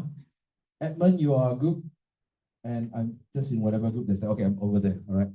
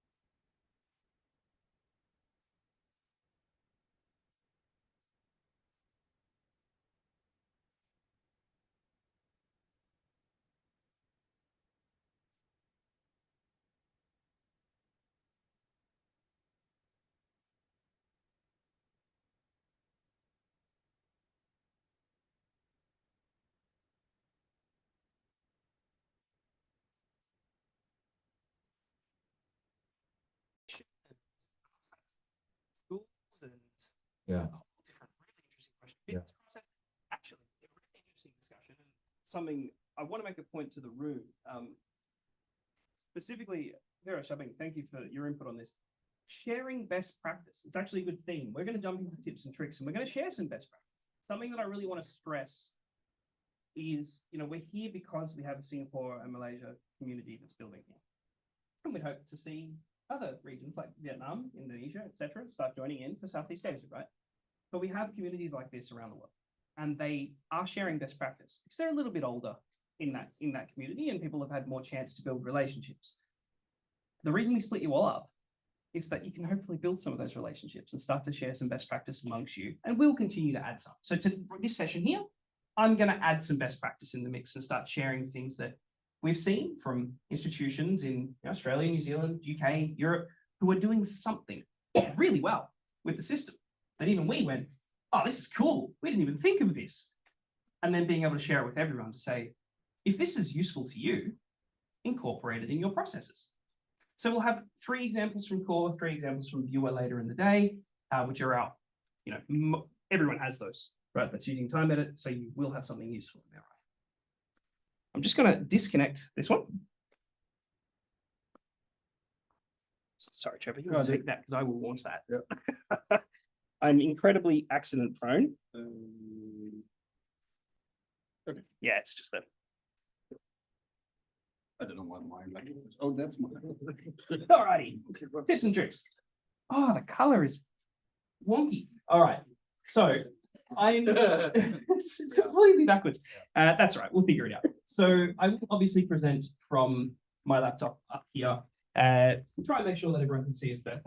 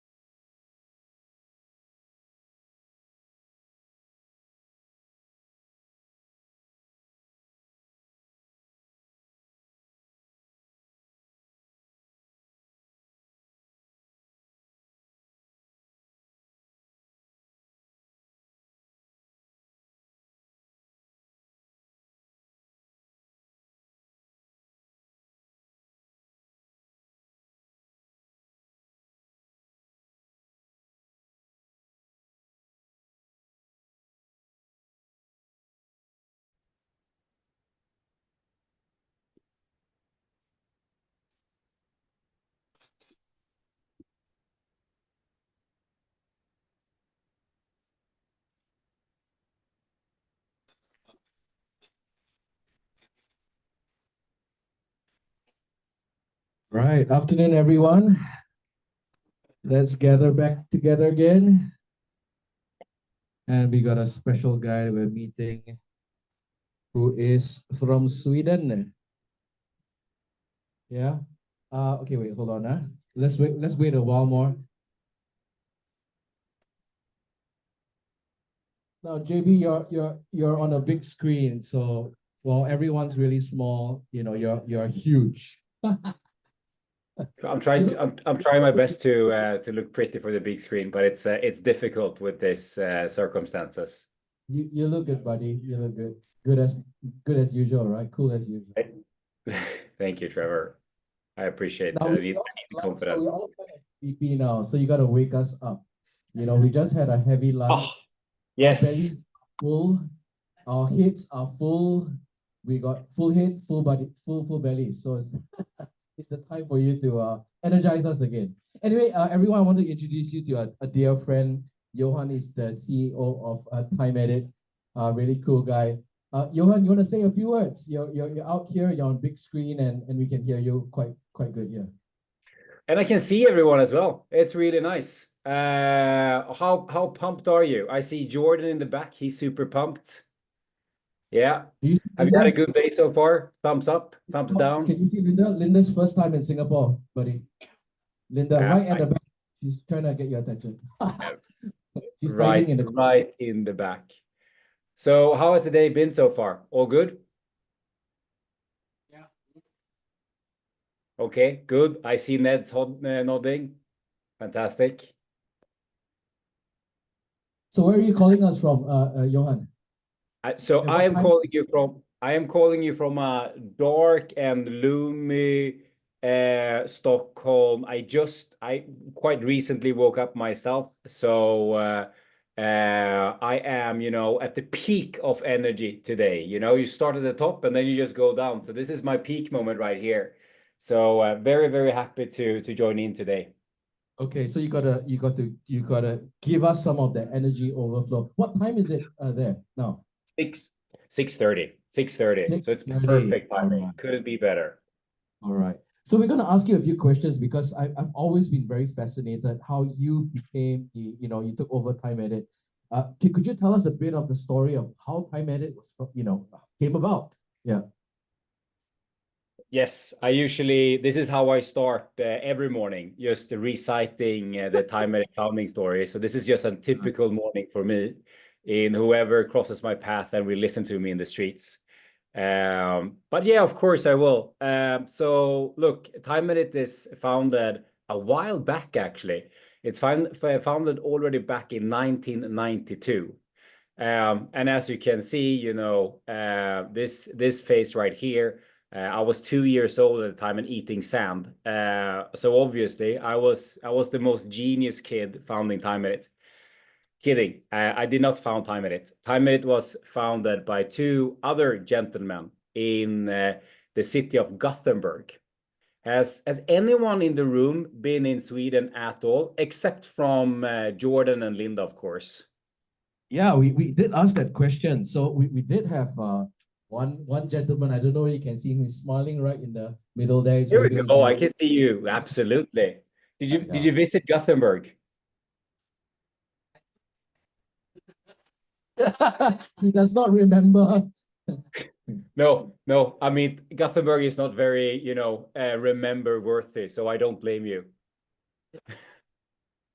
No, Gothenburg is a beautiful coastal town. It's a port town, much like Singapore actually, but it's a very blue collar town. Hard workers.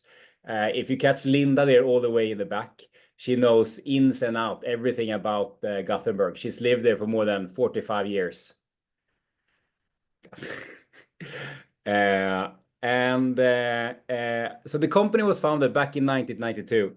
And as it started, there was this astrophysicist who studied at Chalmers University of Technology. And when he was done with his higher education, he thought, okay, how can I become indispensable for the companies in Gothenburg? And what he did was that you know what? I see this Excel thingy becoming very big. I'm going to be the best Excel consultant there is in the West Coast region in Sweden. Said and done. He became the best Excel consultant there is, and he supplied lots and lots of different Excel sheets. One Excel sheet he supplied to Chalmers University of Technology, his alma mater, where they did resource booking in the Excel sheet. So they booked all their rooms and equipment to their schedules. He didn't think about it more at the time. That was just one of the, perhaps 10 and 20 different Excel solutions that he supplied. And another one was a purchasing model for a fireworks company. So he did supply that as well. And somewhere along the millennia, there was a lot of, we had the IT boom in Sweden. So a lot of new software companies were popping up, and they got these crazy valuations. And obviously his little Excel box didn't get that crazy valuation at all. And he thought to himself, I should probably do more exciting things than just Excel models. I'm going to start an IT company instead. So he called around to all of his customers that had different Excel sheets, for example, Chalmers, and said, hey, Chalmers, I am ending support on this Excel sheets. Is that okay? Chalmers says yes. And everyone says yes, except from this fireworks manufacturing company. They say no, because they're dependent on his model. So they buy his company instead.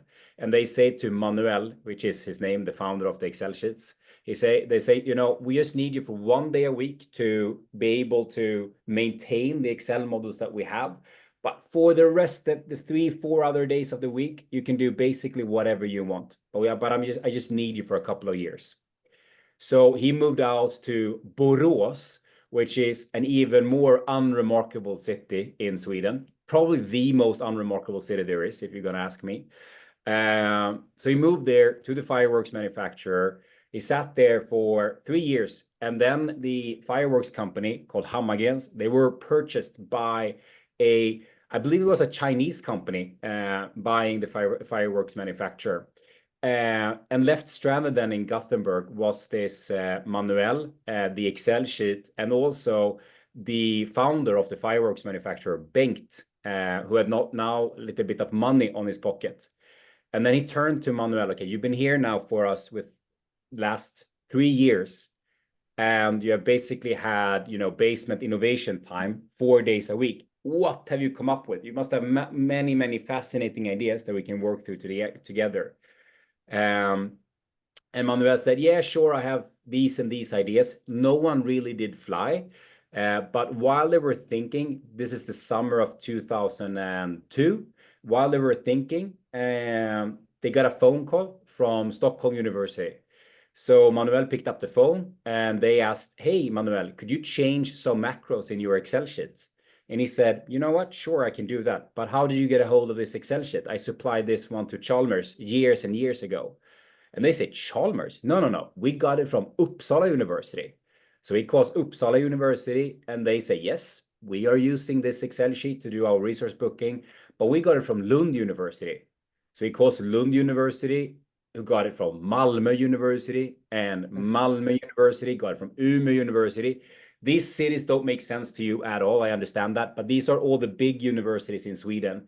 And he later found out that 80% of the universities in one capacity or another was using his spreadsheets. So it spread like wildfire, basically, across Sweden to help with the resource booking. So when he put down on the phone, he looked at the fireworks manufacturing guy and said, you know what? I know what we should do. We should do a resource management system for higher education. And that was how TimeEdit was born. And then they shipped the first version just a year after that, which still is reminiscent to some of the parts that we see in core today with the object data model and stuff like that. So really ahead of its time. Wow, what a story. Actually, it's not TimeEdit, is it? Is it called Time Excel? Actually, no, but in the beginning, it was actually called Evolvera for one reason or another, because it was just evolving so quickly. But then they wanted to, because the scheduling systems at the time, they were really poor at, they could probably produce a schedule, but to change a schedule was really, really difficult. And that is something that's been, incremental for TimeEdit, since day one, and something that we've done really well. And there was a customer actually saying that, it's basically like editing time. And then they got the idea, okay, we should call it TimeEdit instead. So that is the story of very the nice. Yeah. Now you mentioned that you didn't start off in TimeEdit. How did you come about running TimeEdit as a CEO? Yeah, so I joined the company 10 years ago. And so you had the two guys, you had the genius, the Excel guy, and then the fireworks manufacturer. Unfortunately, it's not the genius, but my grandfather is the fireworks manufacturer, and he's basically been an entrepreneur all of his life. So when I went off from university, I usually, of course, I used TimeEdit at university, both at Lund University, and later on when I did my master's in Copenhagen as well. But I then quickly, I wanted to basically catch as many logos as I could. So I did an internship at Google, and then I started as a management consultant at a company called McKinsey, who does a lot of fancy slides for a lot of money. And I decided that this is probably not for me. And I also think that my grandfather at the time, who had no intention of bringing me into the business, and I had no intention of going into the business of scheduling either. But then we had more conversations about TimeEdit and what we could do with it together. So then he asked me in 2015 if I wanted to jump ship and take on this challenge. And I wanted to, but I felt that it needed to be a quite short time period, because working towards universities and working with scheduling, probably two of the most boring things I could think of, really, as a 25-year-old. I didn't really found a lot of excitement on the face of it. However, though, already a year in, I just fell in love with the product, the flexibility of TimeEdit and what we could do with it. I fell in love with the team that was there. There were only 13 people at TimeEdit back then. Most of them, almost all of them, are still with the company today. But they just had a fantastic sense of customer centricity, like the passion they had for their customers. I just never seen that before.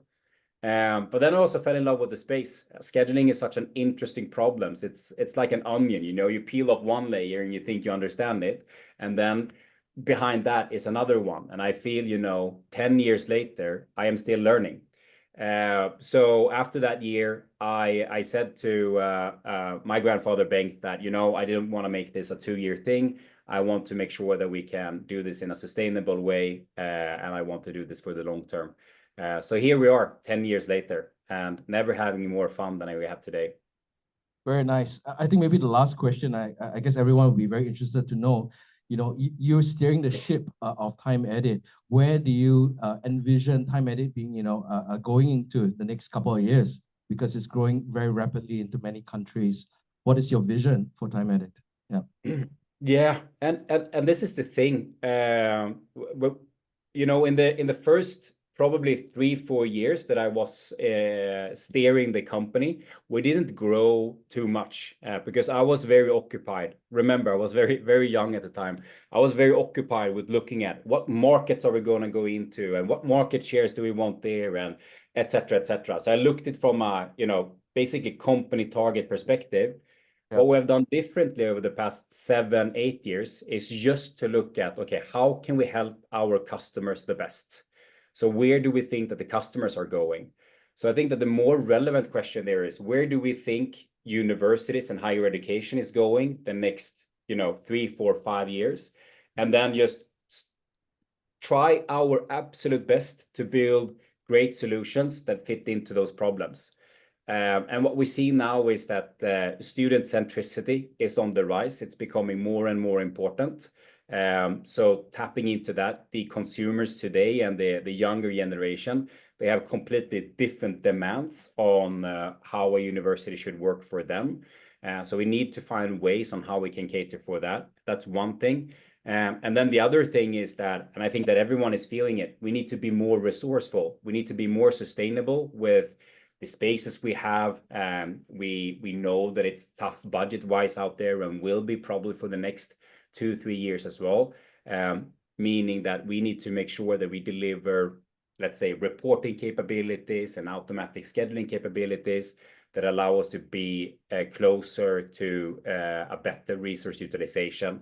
And then thirdly, I think that universities are really tired of bad vendors that basically turn their back for profitability. And I can see it with a lot of universities, that universities are cutting out vendors that doesn't make it. And what that just means for us is that we need to be a super supplier. We need to build a community so universities can be helped from each other. And we need to be out there and helping our universities for real. Otherwise, we are not significant and we're not meaningful anymore. So those are the three main things, and that's just what we are keeping work at. And then what that means in terms of markets and how fast the company is growing depends on how many universities think that is worthwhile for us to focus on. Makes sense. Lastly, how many countries is TimeEdit in right now, if you can remember? Wow. In as in operating from, or in as in we have customers from? Customers, yeah, clients, partners. Wow. Good question. Good question. You need to check ChatGPT. What guesses? While I look up this, what guesses do we have from the audience? Okay, so the question, guys, is how many countries is TimeEdit operating in? Any number? 20? 60? Everyone's just looking blankly at us because there's just so many countries. Do you know? Blank. I know. I have the answer. Okay, hands up. Hands up. How many think it's more than 5? Okay. Okay. How many think it's more than 10? More than 10 countries? How many think it's more than 15 countries? That's 15. a lot of countries. It's like an auction. Okay, 15. Yeah. But not more than 20. We're in 18 countries. 18 countries. Yes. All right. Wow. Okay. Awesome. Thanks, Johan. Really appreciate your time. Any last words before we cut over to the rest of the program? And really appreciate. No, but yep. But before I went to sleep last night, I looked through all the slides that they will be presenting here today, and I must say that it's a fantastic program, and I want to thank you all for coming out and helping out to build out the community. It's not for us, but it is for you. But you know, we learn from it a lot as well. So thank you so much for that. And to all customers that is presenting today, I saw the slides, and I must say there's some fantastic improvements that we've seen across the sector, and really good feedback as well. So we take those to heart. Big thank you, and have a splendid day, everyone. Thanks, Johan. Appreciate it. All right. Thank you so much. Bye-bye. Have a great morning and a week ahead. Will do. Thank you. Bye-bye. Cheers. Cheers, buddy. Bye. Cheers. All right. So let's continue our journey. And I guess we're going to invite Linda over. Just share the screen. Can we all put our hands for Linda? She's feeling a bit jet lagged, so we gotta give her some energy. She flew in all the. How many hours did you fly? 12? 14? 12 hours? Okay. Now with the mic as well. Yeah, do you want me to click or? Yeah, I can do it for you. Yeah. All right. Okay, so I'm gonna walk you through 3 different topics and updates from us, and that is the new login flow and updates in the release management that you were asking about before, and then the Outlook integration, and then you are finishing off with a few minutes as well. Edmund, yeah. Yeah. Perfect. Okay, I think you can click this through. I mentioned the history short before, but here we look at it from a user perspective. We went from a booking system, and at that time already we had two different ways to access TimeEdit, meaning you had you needed two accounts to access all our products. Yeah. And then we took the next big leap and then added one more way to access TimeEdit, one more login account. Yes, and it goes on. And then also for curriculum, another one. So meaning, as of just recently, you needed to have 4 accounts to access the whole product. So with V3, we have done the first step in harmonizing the accounts into one. But I think most of you are on V3 as of now. Yes. And you know that the login flow is not that good yet. So you can take it. This one? Yeah, we can. I like clicking. Well, and where we, no. I just you know, the clicking to clicking actions in the presentation. So where did it end up with then? We have inconsistent login pattern for the different products, even though we have V3, it's completely different anyways. Yeah. And you also, maybe the biggest one, need to know where to access the products with the URLs. So what we have been building until now is a new login flow for all, no matter if you are on V2 or V3, but all the biggest improvements are on V3, and that is how it looks like basically. So this means that when we go live with this flow, you will be able to reach all the products from TimeEdit.net. So no more auth TimeEdit.net. It's the main domain that everyone will be accessing our products. We have also put a lot of time in making it as optimized as possible, and also so it fits all the different users. We know that the students are coming from the mobile phone, for example, while expert users are coming from a computer. In this package, we're also including an improved URL structure. So I will get to that a little bit later. And two other things is also the improved lookout flow. It doesn't sound that big, but it is. If you're working one product every day and log out, you want to get into exactly the same one and not doing a lot of extra stuff. And then also a bit of branding options as well. Yeah. Yeah, so you can just click the whole one. So what we're improving here then is easier access with the new URL structure. You can enter the TimeEdit.net, search organization, log in, and then choose product. If you know product, you can enter that in the domain and then skip that part in the login flow. So you just have to pick organization and log in, and you will enter the right product. Meaning, if you look at the last row here, if you know product and your customer, there's only one click to get into that product you want to. So it's a big improvement from how it works today. Nice. Only one click. Only one click to log in. Demo. Yeah, maybe we can. I think since we're running on your computer, I think we can skip. Okay. But this is what it means then. I know most of you have been on V2, so you're very familiar with the old TimeEdit.net. So that one will then be replaced by this one. Yeah, and this one we can skip since everyone is on V3. So timeline. So basically the whole UI is done, and what we're doing now is implementing it in all the products. We need to do minor adjustments, for example, the URL in the product to make it work. But that is basically done right now, so we're very close to be ready to release. But it is a bit of work before we can do that. a lot of communication since it is considered to be a major change. So you will in the coming week actually get information about it, and then in the beginning of December we will start switch the auth to do this new look, and then in the middle of December we switch it to TimeEdit.net. Yeah. Good. What's the login flow? Any questions on that? Is it across all customers by mid-December?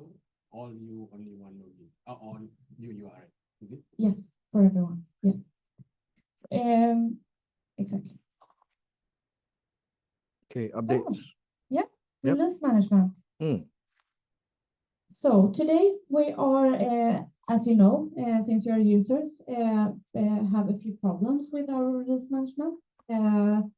First and foremost, you might not even know that there is a release, that we have done one, and you don't know what type of release it's been done. Is it just a small one? Is it a big one? You don't have any time to prepare today. You just get the release and it's updated, and there's no automatic way to get that information. You need to access the Academy to see if we have done a release. So we have a few solutions on that we're.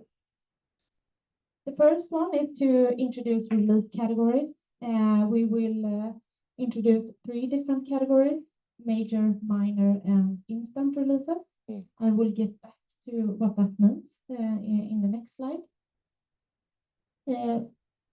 Other news is that we're implementing feature flags for major releases. And now you might wonder what feature flags is.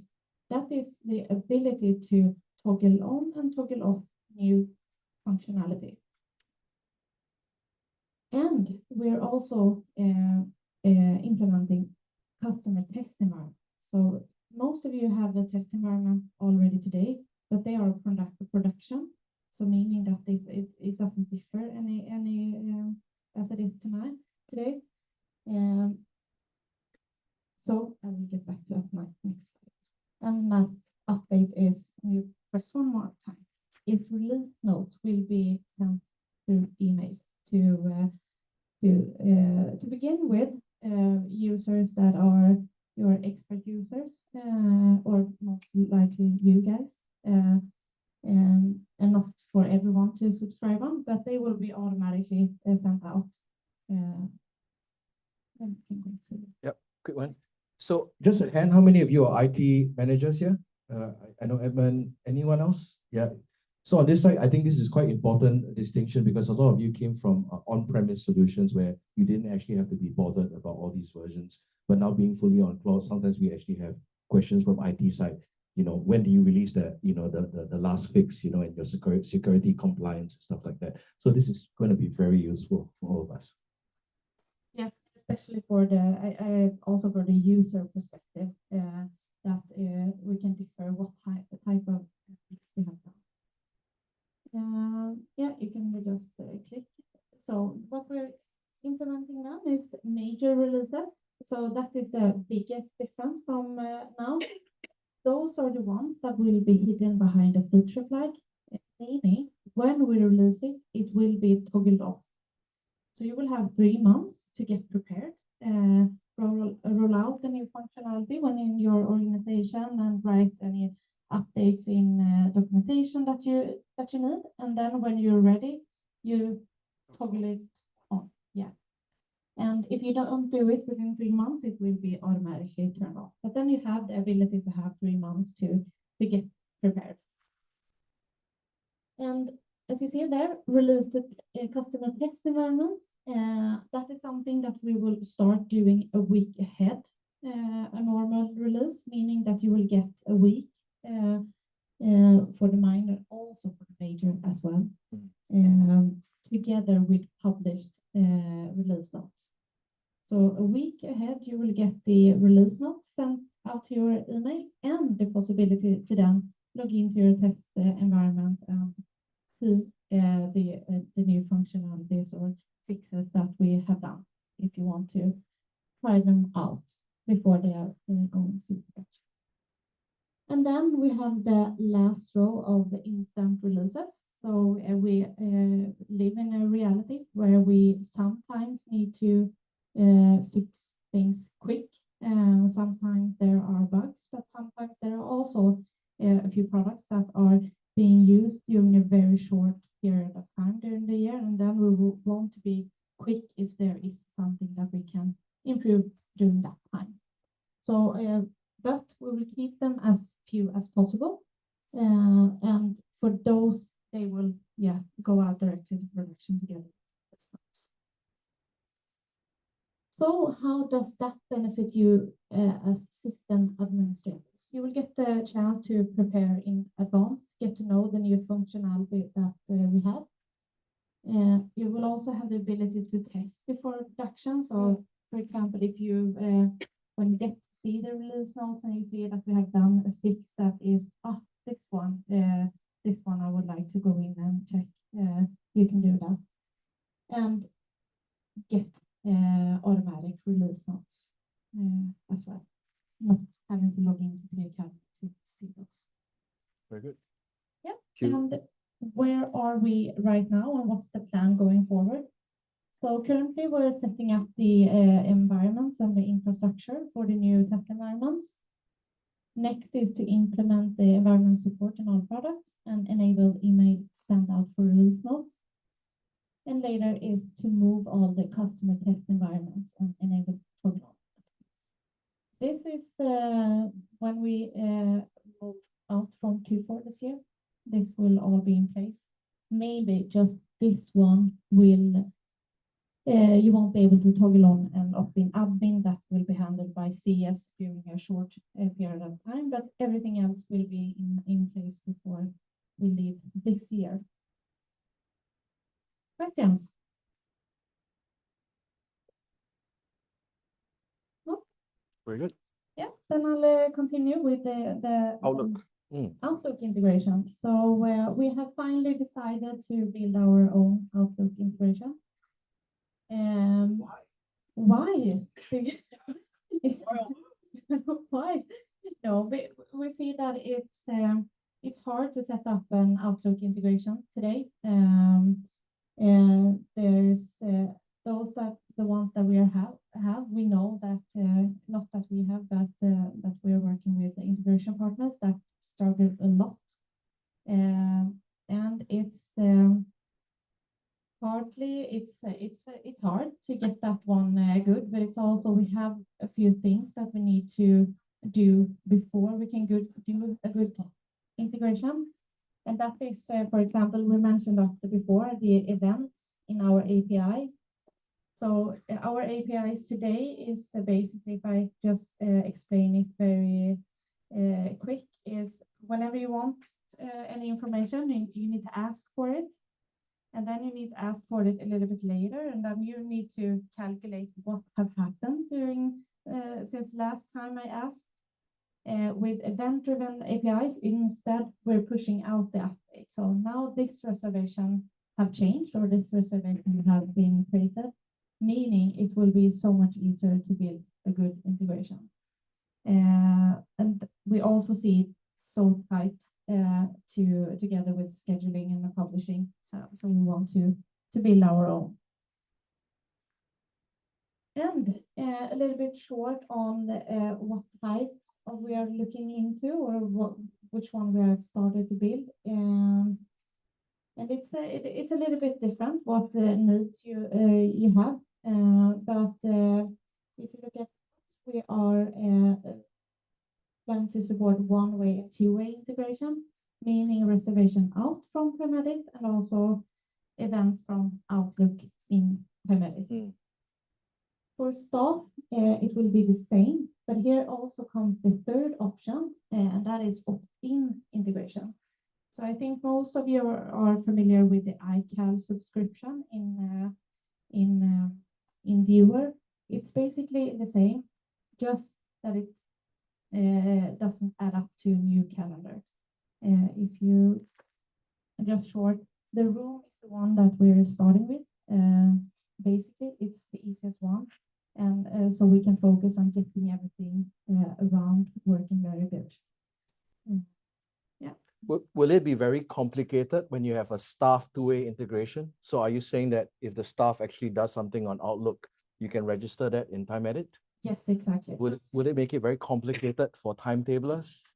Yes, I would say that that part is the room is not that complicated, but staff definitely. I don't know how many of you planning to have two-way integration, but that will definitely be the one that we will have to think a lot on setting all the constraints of what is allowed, because the challenge with Outlook is that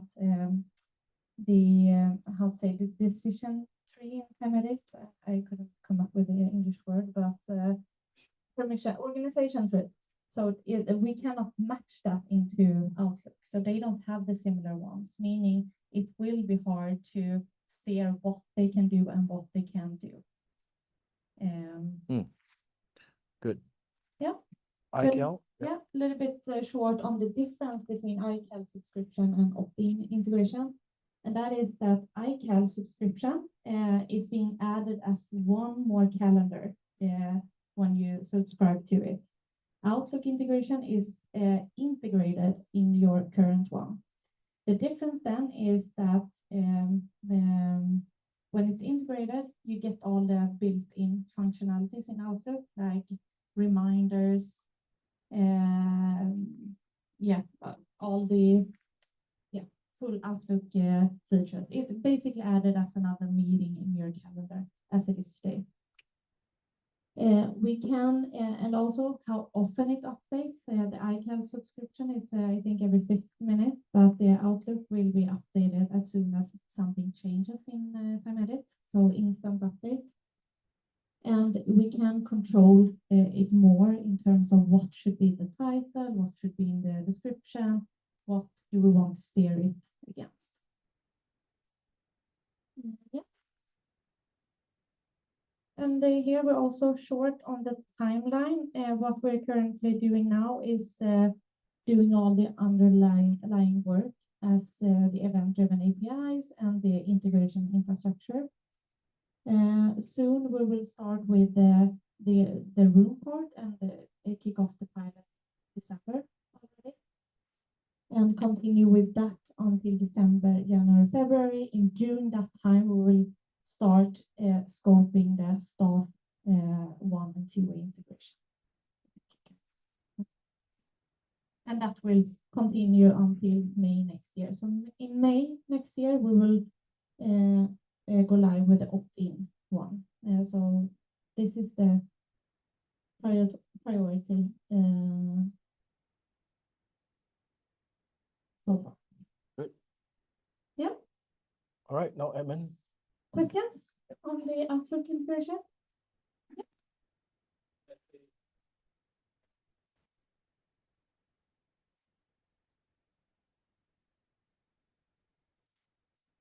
Yeah. Yes. Yes, exactly. Yeah.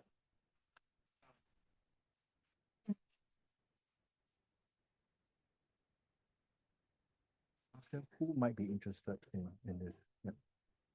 So who have an Outlook integration today? Does anyone have it here? No. No? Nope. Oh, iCal. But you can ask them whether they would be interested. Would you be interested in an Outlook integration?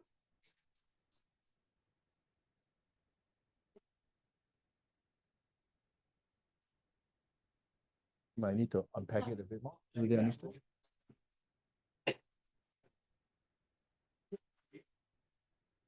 No, no. It needs to be exist in yes, exactly.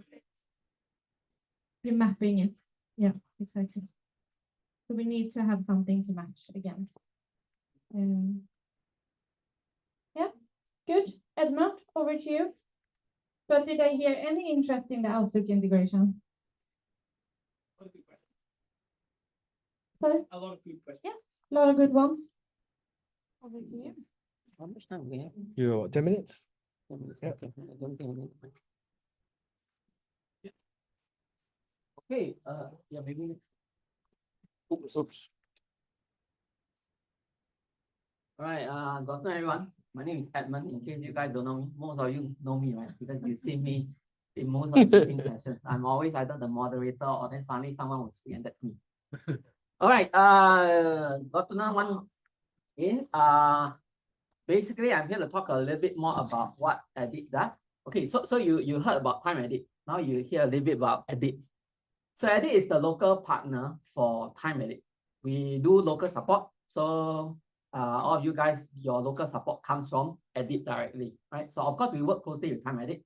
And as the technical director, I'm in charge of the solutioning, system solutioning, and all the integration stuff.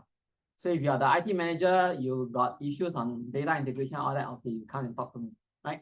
So now throughout the implementations of all the TimeEdit projects, as you know, each IHL will have their own implementation and the setup. They will be very diverse and different from one another.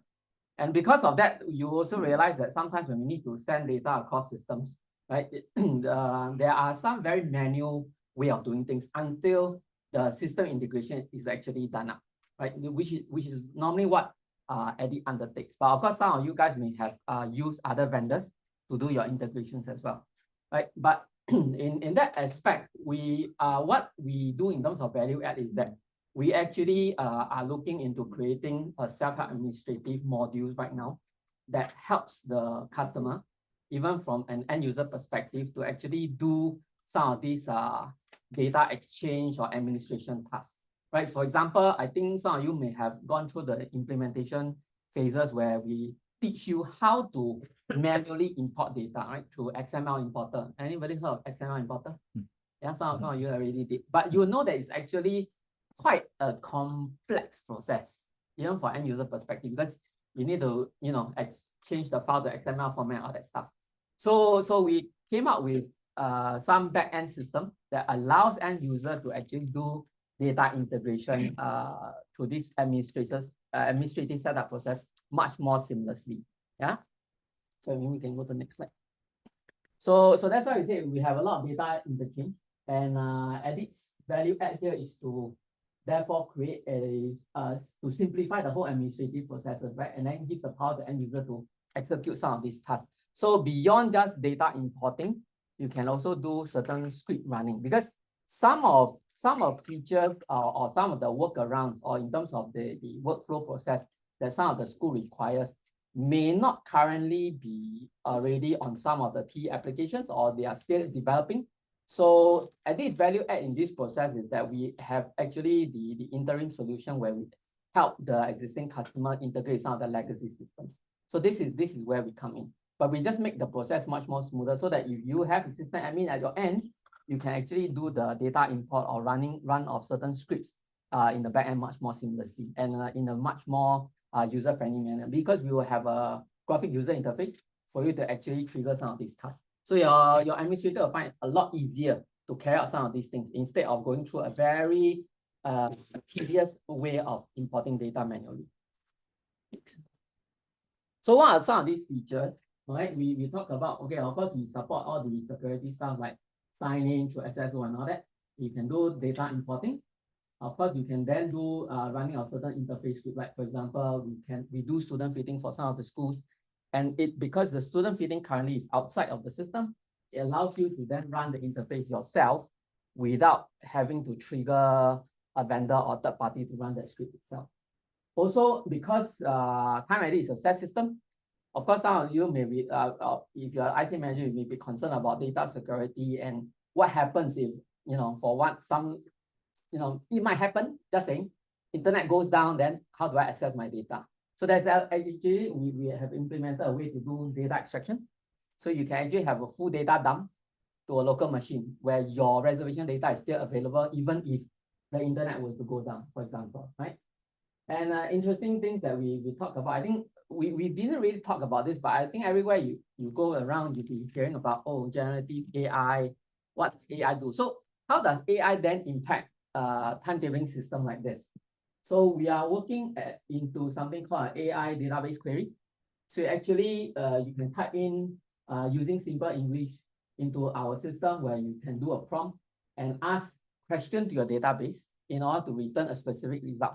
Like for example, you can say, how many times was teacher A scheduled to teach a specific class in week 14 of a specific semester? Now that data obviously exists in your database. It's just that you might have to print out reports to see through all that in order to get to that end result.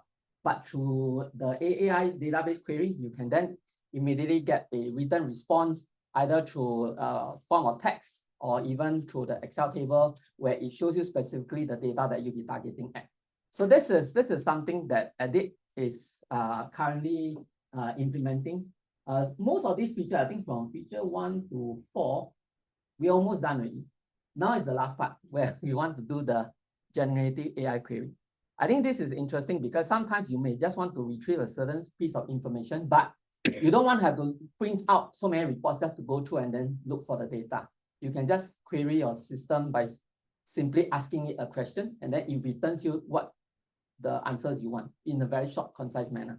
All right. So I think this is something exciting, and we will share more info as this is being developed, and then this is something that for all the schools to consider as well for these type of services. Yeah. All right. Great. Thanks. Very good. Thanks, Edmund. Everyone give a hand to Edmund. He's your best friend when you have problems. Best friend. Okay, so now we have we have a presentation by UTP. Is it Marina? Will you be doing that? Yes. Awesome. Everyone give a hand to Marina. All the way from Ipoh. Wow. Sure. Yeah. Right.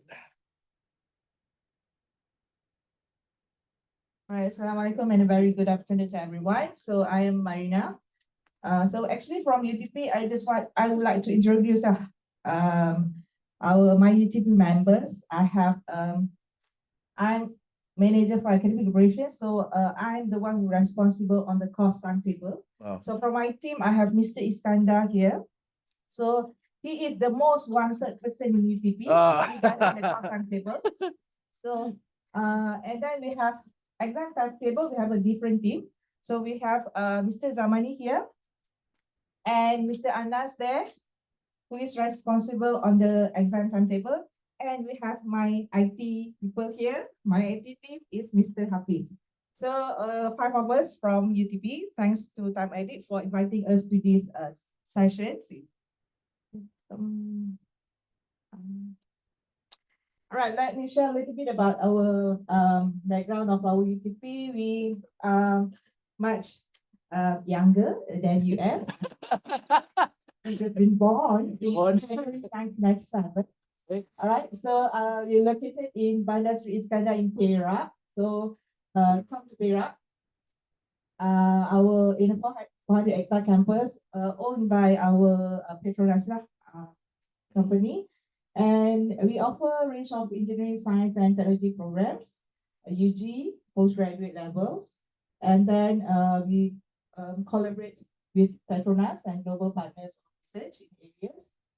We have about 24,000 alumni and currently enrolls 1,000 over foundation students, 5,000 over undergraduate students, and 1,000 over postgraduate from more than 50 countries.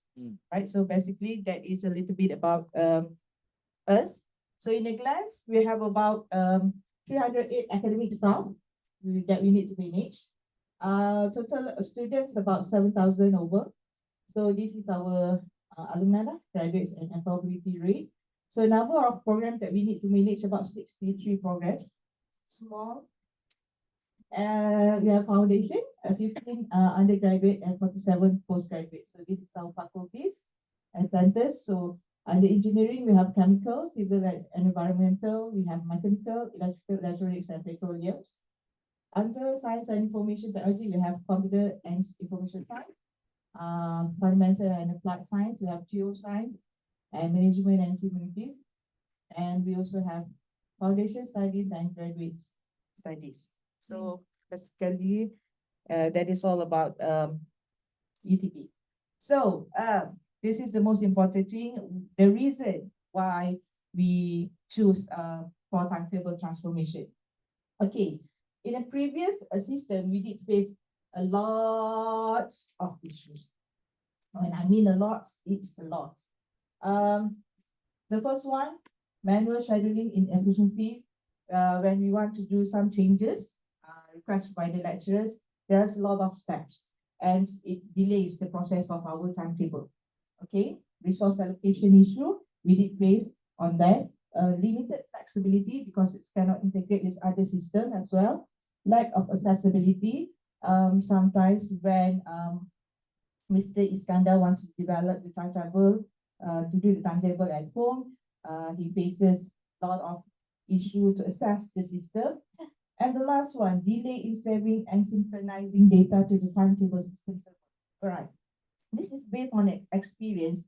Mr. Iskandar has spent his weekends to complete a timetable for foundation students. But at the end of the day, when he the following week, he checked back to the system and whatever that he did lost, gone. Right, so that is our main issue now, right? So that is the main reason why we want to change. And moving forward with TimeEdit, first, our key goals is to optimize scheduling process, minimize the process timing, improving in terms of accessibility, right? Maximizing the resource utilization, flexibility and adaptability, and integration with other students' management systems. All right. What we have observed after we going alive with the TimeEdit system. Okay. First, you can see better accuracy, even though we still have scheduling errors, but fewer, and conflicts with automated timetables. More flexibility, easy to make real-time changes to schedule and bookings. If let's say lecturers want to change the schedule, it's easy because I just can cut and copy and paste, right? That's a different thing. And then improve access, lecturers and students can quickly view their timetables online or through apps. This is based on the personal view. So the lecturers love to just see click the My Timetable and they can view their own timetable. So they like, and then I did have an engagement with the lecturers. After we go live, I think a week, it's kind of a week or 2 weeks after we go live, I did conduct an engagement with all the lecturers to get their feedback. All right. One of the feedback that we get, they like the new interface because it's user friendly. It's easier for them to see because Iskandar did do the color coding where they can see the lecturers color, the tutorials, the lab sessions easy. And then based on the user interface, they can see that the end of the semester, they can see how many classes that they can conduct for the semester. If we conduct 12 weeks for a semester, so if let's say they can see the levels, they know earlier that they need to do the replacement class. So they can plan earlier based on the schedule that we shared to them. So that is a good things. And then, of course, there are some suggestions from the lecturers, later I'll share. And then on the efficient resource use, classroom resources are used more effectively, avoiding waste. Data insights reports help make smarter decisions and room use and scheduling. And less admin work, automation reduce the workload for staff, saving time and effort. All right. As you all know, we are still exploring TimeEdit. It might be some of this is already in TimeEdit, but we still not to explore in terms of the features. All right. First one, everybody is now talking about AI. So same goes with UTP. Everything that we want to do is we want to do AI automation. So same goes for the timetable. So what we would like to have is automated timetable creation. We do have the teaching load. All right. So my dream. I just upload Dream.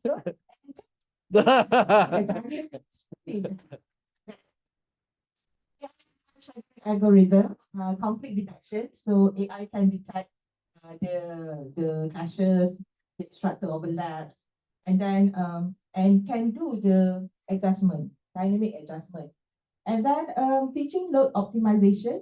as per discussed just now, RJ, on workload balancing. So, as of now, we have said that each lecturer to have classes not more than 4 hours. But somehow I think we need to have allocation for the lecturers where they can view their timing for research, for consultation with students. If we can put that in that timetable, it will be better. All right, and then predictive analytics for resource planning. All right, so this is on the predict to future teaching loads requirements and optimize faculty scheduling. We also need to look on the resource planning regarding about the classroom utilization. In UTP, we did face some issue regarding our classroom utilization of students, which is more than 100 students. So normally early at the end of the year, I think most institutions will go for budget review, right? So one of our requests for budget review is to set up project classroom. So we need to have reports to support our proposal to develop another classroom. By having this, actually, it will help us to propose to the top management on our requirements, right? Next, on the personalized timetable for students. So I really hope that in future, the system can design personalized timetables that align with the individual students' needs, reduce scheduling conflicts, clashes, and improving their academic outcomes. Efficiency in room utilization, as we mentioned just now, to maximize the space use and so on. And this one, usage forecasting on room demand and adjust assignments accordingly. And then automation of manual tasks. As of now, we still have manual process. So I really hope that in future, we don't have any more manual tasks. Long-term planning and resources by having this teaching load. Actually, we are doing teaching load based, we are doing this timetable based on the curriculum structure, and the curriculum structure, the program structure is fixed. So why don't we do not timetable for that semester, but for the whole year? Or maybe for 4 years. 4 years. 4 years. On the whole batch. But you give only 1 year. So it's a good planning for us. It can help us. It can ease our process. Last, integrate with existing system, and not just on the student registration. I would like that system to integrate with our academic records, with our lecturers load, and with student attendance system. All right, and last, special cases. Right, this one, probation timetabling, as you all know, when we have student probations, we will have for us, for UTP, we did face issue on timetable clashing because they will take subject which not follow their pathway. So that is one case. If the system can help us in handling the probation students timetable. The student mobilities, of course, because of the students coming from other countries, when they take courses from UTP, it's not based on the structure, all right? It's different semesters, so it's quite hard for us to manage the timetable. And lastly, is regarding about the classroom booking for replacement classes. I hope this system can assist us in classroom booking for replacement classes and for any student activities. Because nowadays the process is normally the lecturers of the student will email or liaise with Mr. Iskandar, the most wanted person, and then Mr. Iskandar needs to check the timetable, and then if it's okay, go back to the lecturer. So it's a lengthy process. All right, so if the students or the lecturers can easily do the classroom booking through the system, it will be easy for us. And regarding about the Outlook integration, all right, like I said, during the engagement with the lecturers, there are some lecturers that want to have that timetable in their Outlook calendar, integrate with the Outlook calendar. And if there is any changes of this timetable, it can notify the lecturers and the students through email. So if we can have that, it will be better. I think that's all from me. Anything my UTP members? Wow, nice. All right, that's all. Thank you. Thank you. Wow, wonderful. He came with a whole basket of dreams. Very dangerous person for us. You know, good, huh? Yeah, good. Linda, Robert Young, would you want to share a bit about? I think she brought up some very good comments. Do you want to add on anything about some of her suggestions, which I think was quite fabulous? RJ? Well, just looking at this, yes, AI is definitely a topic.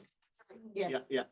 Well, let's say the first one will not be, sorry for that, that the timetabler will be out of the job.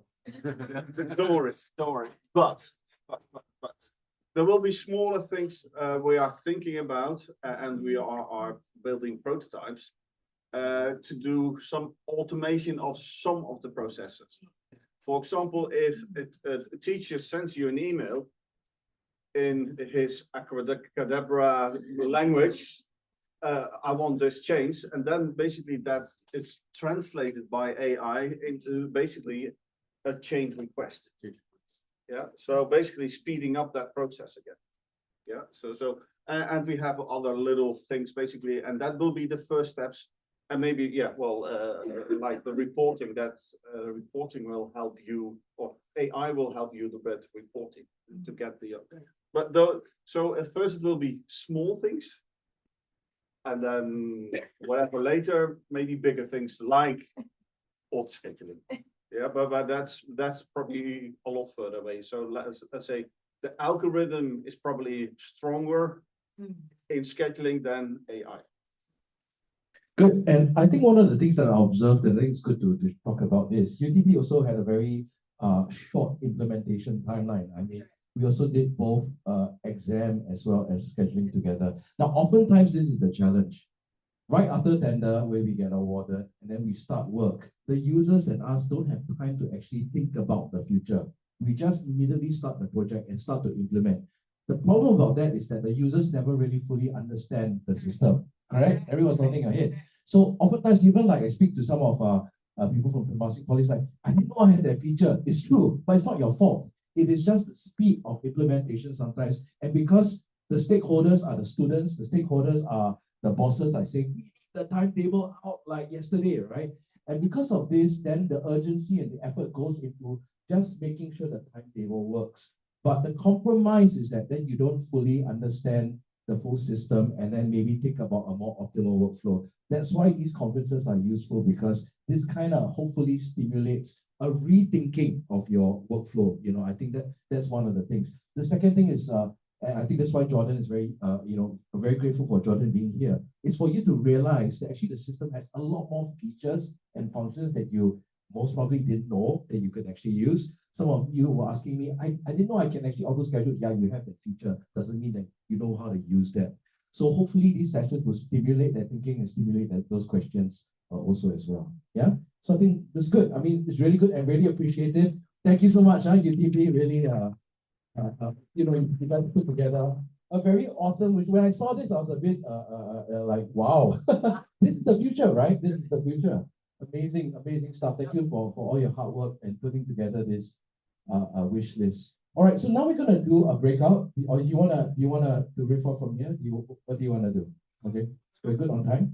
Yeah. Okay. So the next part of the time, actually, we're gonna do a breakout discussion. Just have about 20 minutes of this, just again to break out and discuss a bit more. And the subject is basically how to improve on the quality of your timetable. All right, and I guess basically when we talk about the quality of timetable, just like Marina was actually talking about it from UTP, is maybe we can have better data collection, curriculum structure, better staff planning. We had some good feedback already. So please take note that the guys that are actually at your table, we're actually trying to take notes of your wish list. So the more you tell us, the more we can take it back and then, bring it back. Because collectively, if there might be some similar pain points, right? And if we can match those pain points, we'll hopefully try to solve that. So, okay, so we'll break out again, 20 minutes. RJ, do you want to add anything else? Give them any guidance on this discussion?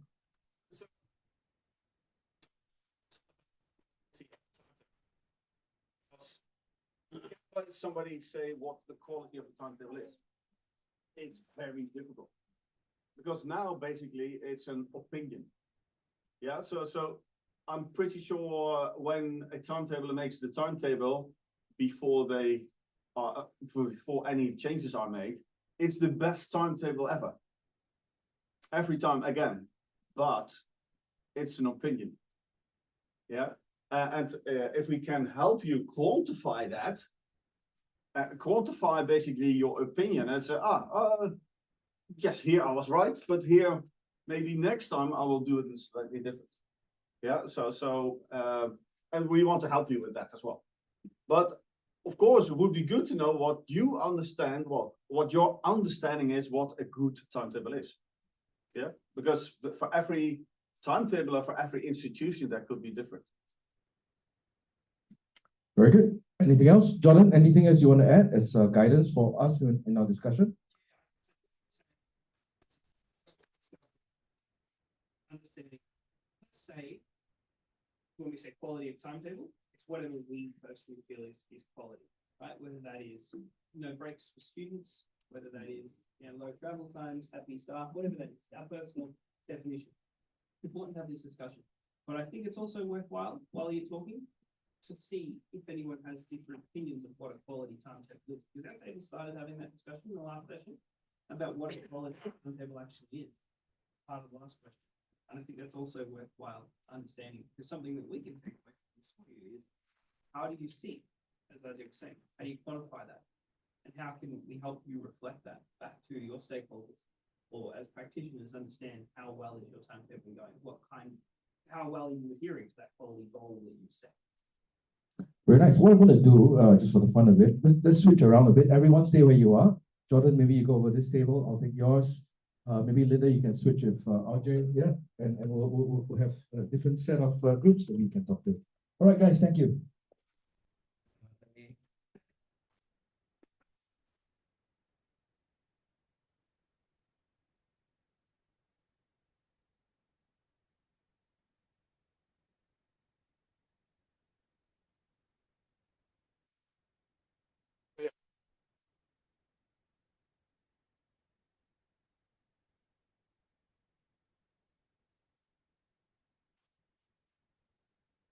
No.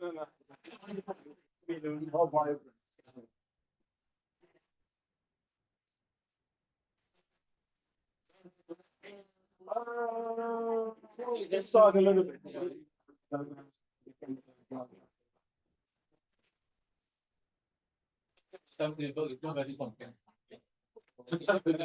So basically, your bosses don't complain, the students complain. So the less you hear about it, the better it is. That's your fault. Well, I mean, feedback. So the less feedback you get, the better. Feedback can be good, can be bad. Yeah. Yeah. No, we're talking about complaints. Okay. First thing is more the number of them. That's basically from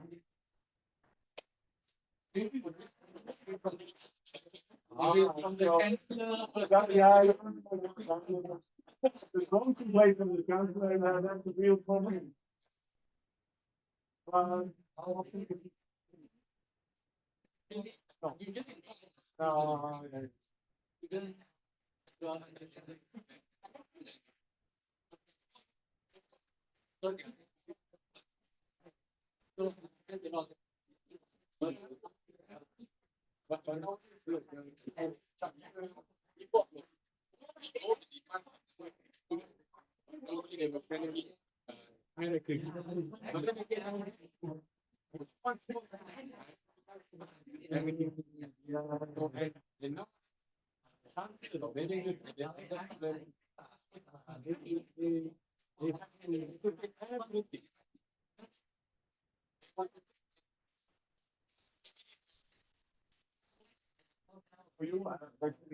We were talking, okay, how do you measure?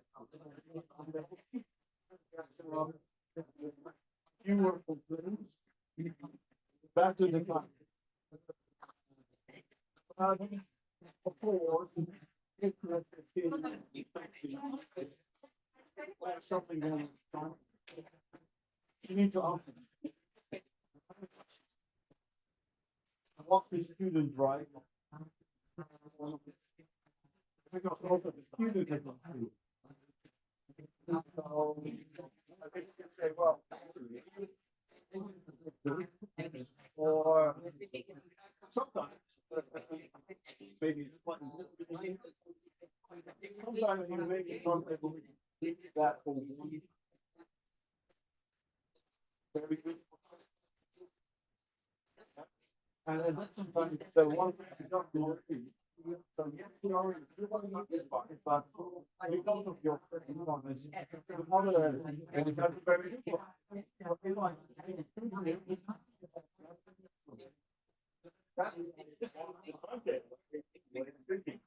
Yep. So yes, maybe one might be played and maybe fairly, but you have to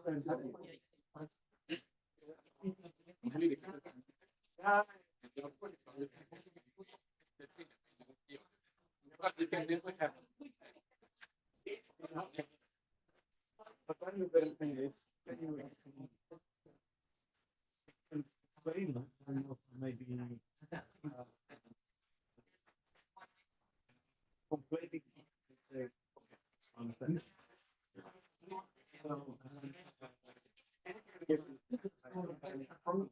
you get fewer.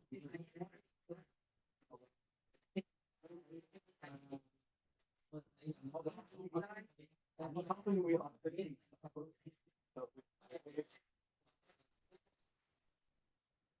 So you have basically you have your content. And then it's says, and you can. But then it needs to be.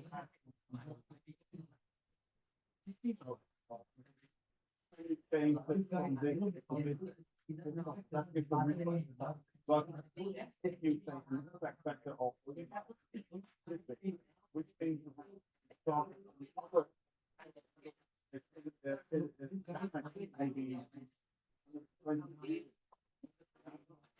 do you really want to do it? Yeah, but do you really want to make something that big impact change? Or another scenario? Okay, let's say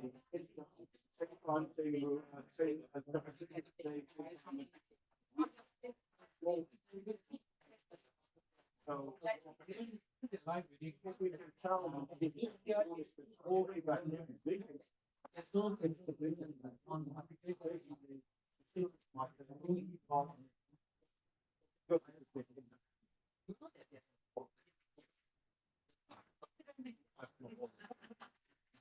So, but that's something we are thinking about.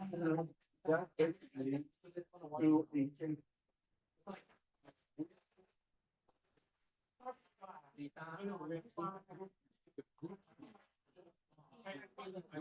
yeah, you can visualize what because in that sense, the request is not individual. You have to respect majority. So I think it's a good way to review and how to explain it by themselves. Basically, the idea is that you don't worry. That's the idea.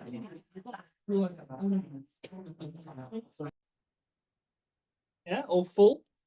I'm certainly full.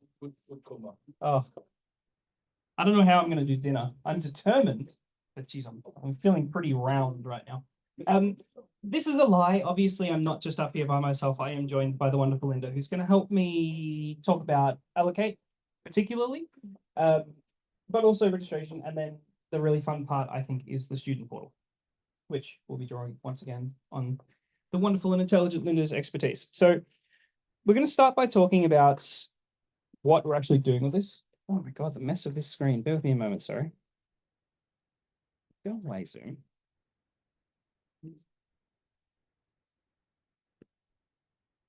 All right, cool, much better.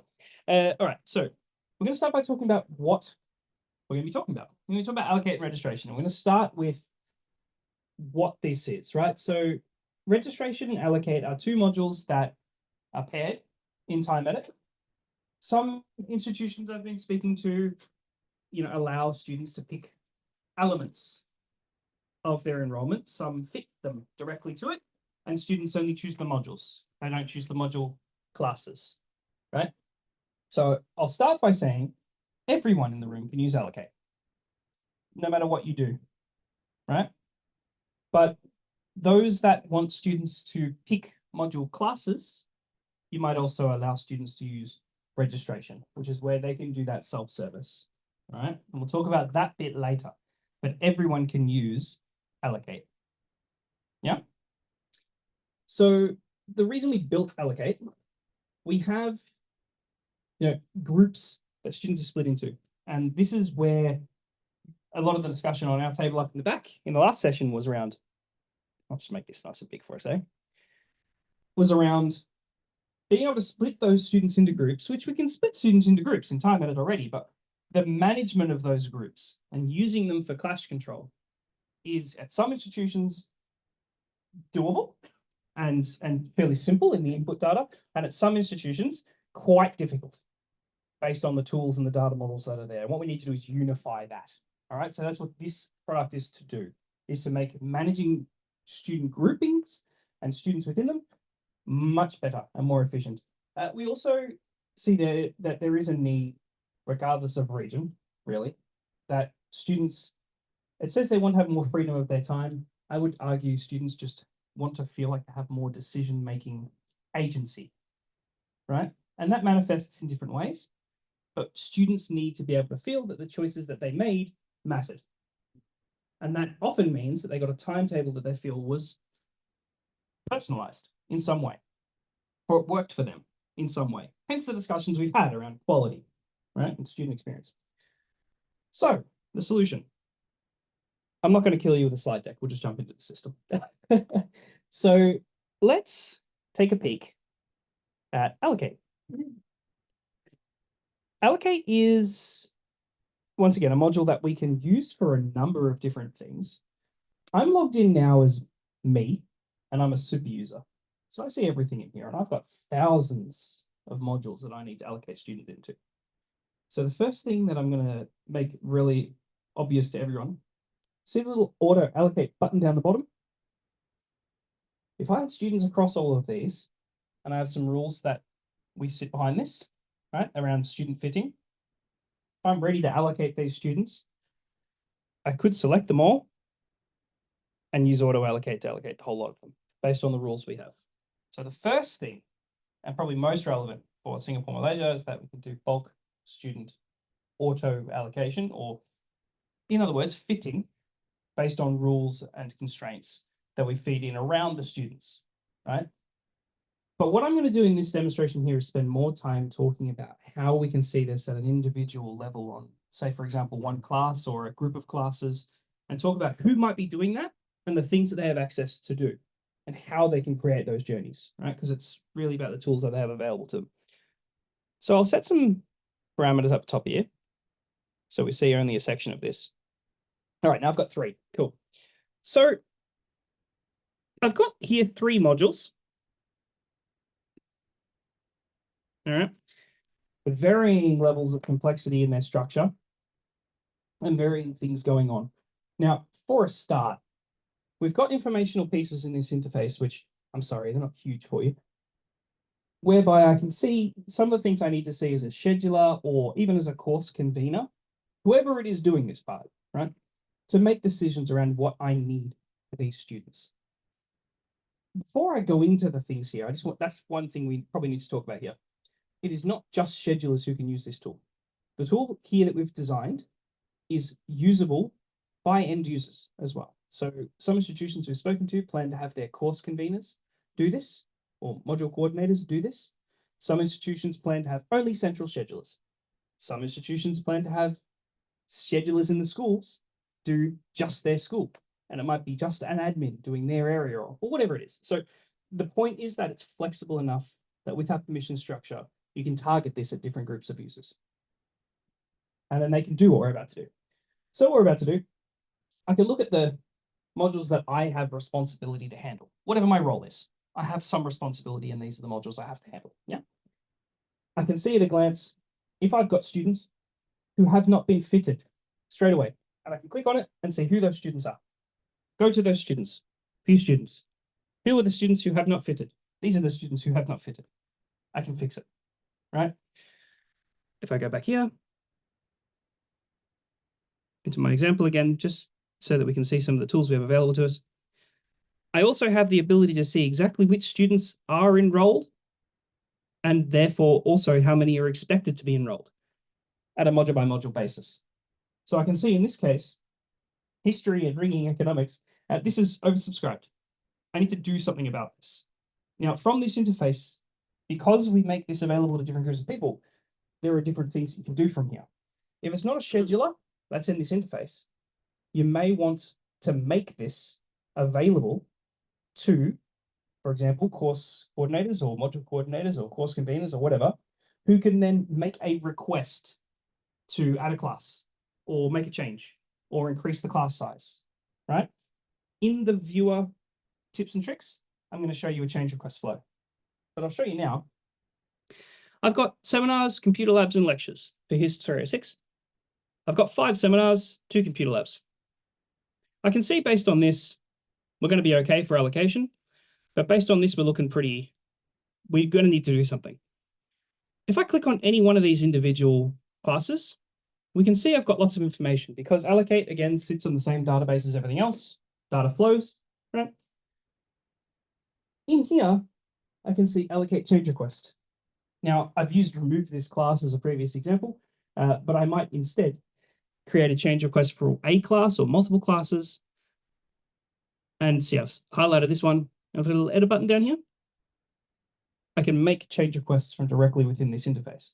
So whether this is, again, a scheduler or someone else, if it's not a scheduler doing it all here, the person who's tasked with making sure that their students are getting the journey that they should get based on whatever vision or rules you have, can put change requests from here through to the scheduling team. Once again, we'll see how those get handled in core in the viewer tips and tricks session. All right, but know that we can start them here. Let's actually look then at an individual class here, for example, and what information we have as well. So I talked about Allocate here being used to do allocation and some of the rules that can go behind this. So there are 2 main pieces to this. There's the input data that comes in, so around the students themselves, the groups of students, the characteristics around those student groups, right? Using Allocate, depending on what you're looking to achieve, our team will work with you to understand what data do you have on those student groupings and how can it be leveraged. So for example, enrollment pathways are a really simple and common one. Knowing that this group of students is enrolled in that combination of subjects, right? And that's the enrollment pathway they're in. And then when I use that data, I could, for example, dedicate a specific event or sequence of events to something. So here I have a program of study occurrence, which in my very badly named database is the example for this, right? It's the enrollment pattern. And if I click on that, I can see the enrollment patterns that are available to me based on this and dedicate that enrollment or dedicate that specific class to one or more enrollment patterns in whatever distribution I would like, adding up to 100%. So I can break that down to say I want 20% of the availability for this one, 60% for that, and so on, and prioritize this in quite a granular way. That's just enrollment patterns. We have also, and this is just limited examples for your information today, but you can use whatever data you have, right? Here I have categories. I have 2 categories, just again for examples today, but if you've got more, and you will have more, it just depends on what you want to pull from the student system or whatnot, we can use those to dedicate tracks to, right? So male, female, that's a really common one. International students, also a really common one. So a certain percentage of international students or a certain percentage of students who are the first in their family to go to university, right? If that information can come from the student system, then we can leverage it here. Yeah, it just depends on what's available. Yeah. This is one way we can handle it. There are a number of other tools you can see here. So things like you might allow the user of this, again, whether they're a scheduler or someone else, to modify the plan sizes here or to set buffers. So to say that I want, say, 15 students are able to be in this specific class, but I want to reserve 5 of the seats, or I want to reserve 20% or whatever it may be, so that when I do my student fitting, it only goes up to that buffer. And then I remove the buffer at a later time. So one example of the way we see this used is early and late registration periods. So it might be, forgive me for using a TP example directly, but ClearPass students might have an early registration period or an early allocation period where they are allocated and there is a buffer maintained. And then other students are allocated, the buffer comes off, yeah? So one example of that, where you have sequential allocation jobs that are run with essentially business preferences in mind, yeah? Lots of control is afforded to the schedulers though, using these tools. Another one here, for those institutions who will have students make their own picks, which we'll see in a sec, you can simply hide a track. So in this one, we haven't hidden any tracks, but in another one of my subjects here, we have a track dedicated and we have another one hidden, all right? So when we jump into student adjustment, I'll remind you of this example, but when we hide tracks or we dedicate them to specific groups, it enforces that on the individual student and their experience if they're in registration. So if that student is not in that program of study, they just don't see it. They can't register for the wrong class. Doesn't work. If they're allocated automatically and they're in that enrollment pattern, they go in that class. It enforces it like a constraint and you do not have to fix it later. Similarly, if you have one hidden, they can't see it. Yeah, so we'll see an example of that in a minute. Before I jump into that example, there's one last feature, which you can see if you have a little bit of a glance here, this linked feature.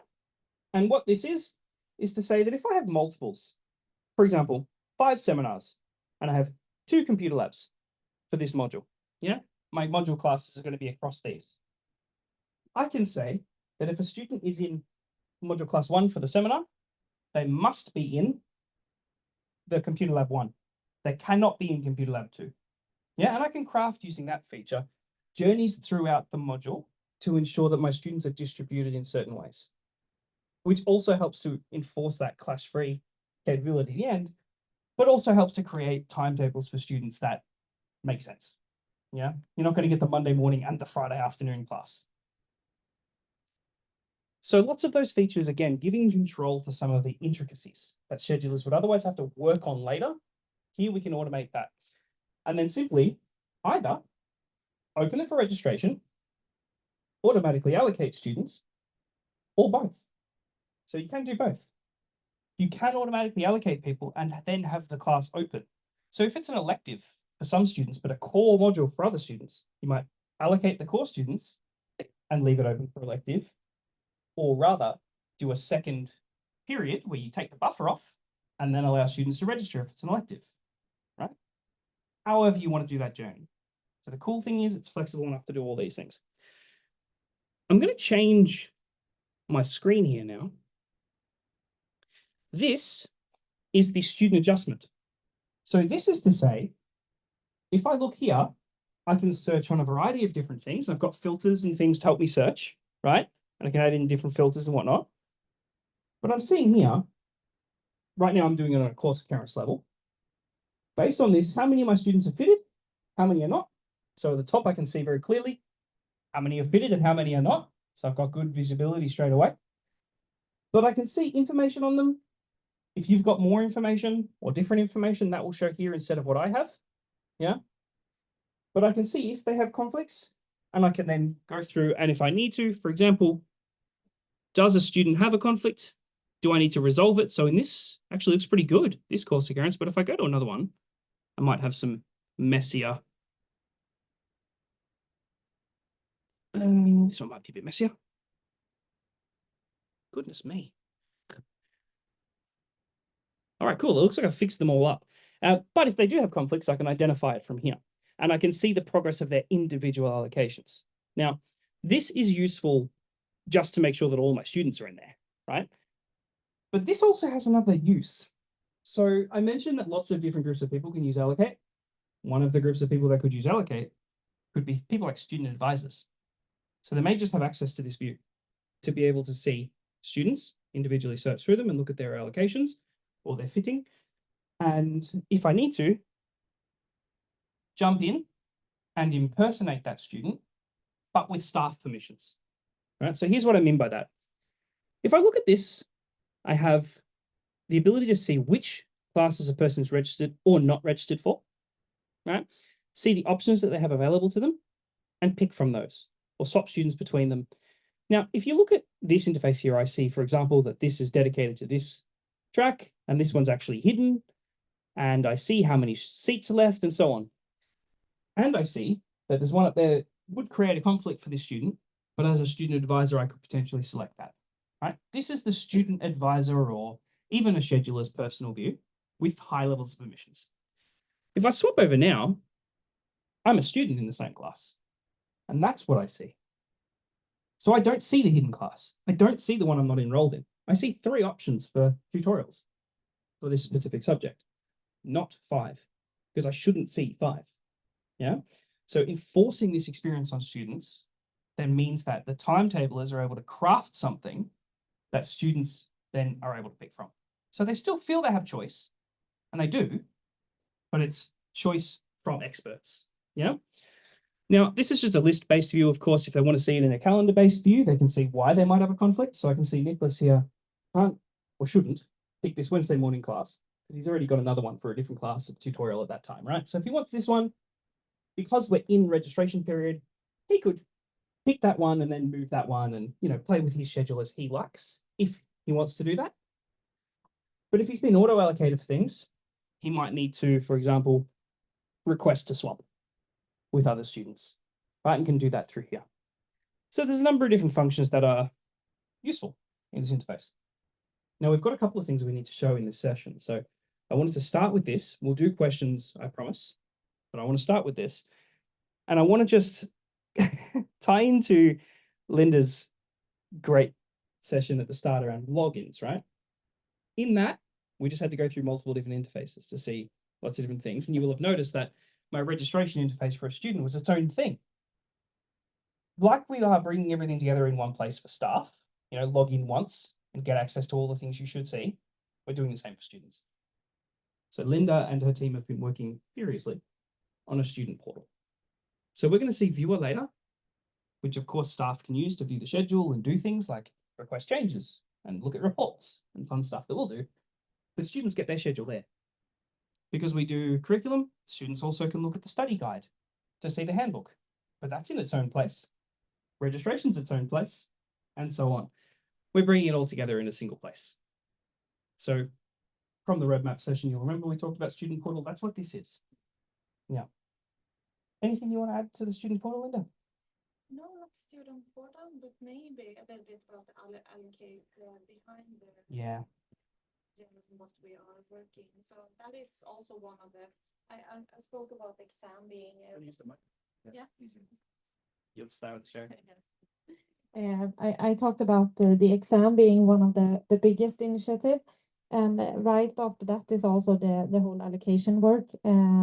So we have a dedicated team at TimeEdit, optimized team as we call it, that we have 4 very experienced optimization engineers coming from the airline industry. They're the smartest people I know. Yes. It's the most PhDs in a room that I think I've ever seen. Yeah.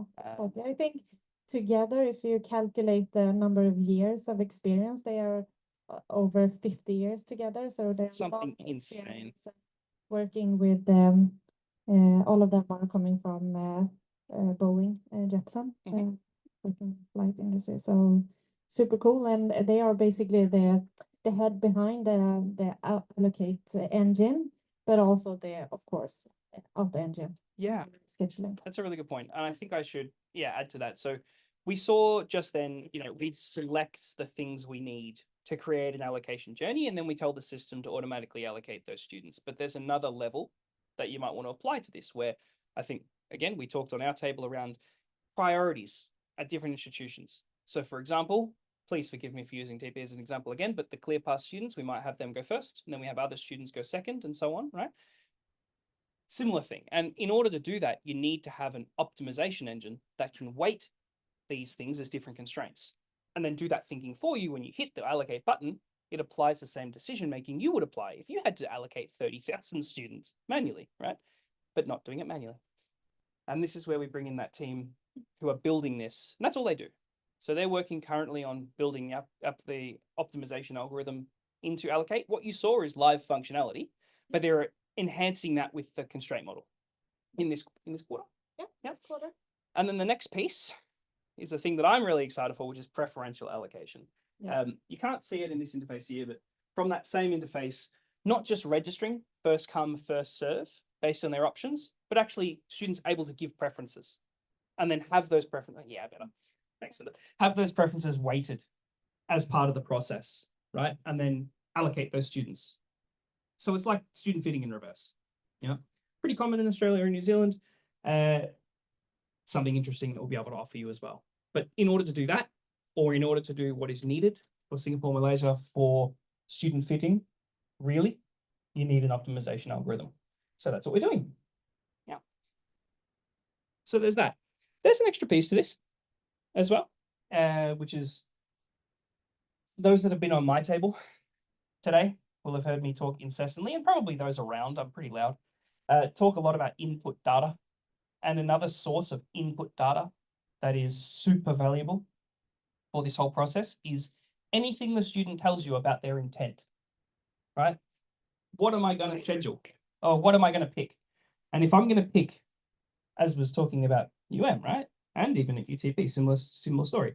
Can we do 4 years of planning? If a student says they're taking engineering, then we know what they're going to do the whole way through if the curriculum structure is relatively set, right? And we can then resource for that. We could timetable that. Yeah. We are building a study planner. And the idea of that is to allow students to not just pick the classes, but to actually pick the modules as well in part of a unified interface. But then you can take that data and use that potentially to schedule further in advance. I'm not going to say everyone's doing 4 years in advance because that's impressive, but you could. If you were set up to do it, you could. So that we will talk more in about a month, but there's a lot of interesting stuff happening on the study planner space. That's something also that's currently being built over the next 2 quarters. So keep your eye on that, but that's one of our other, that'll be our next big one, I reckon, after, yeah. So we'll, as I said, we'll share the slides around for this one. Happy to answer any questions people might have, but please take that one away and digest that one. But that's it for that piece. I'd love to answer any questions people might have on this before we go across to the next session, which is a tips and tricks session. So any questions?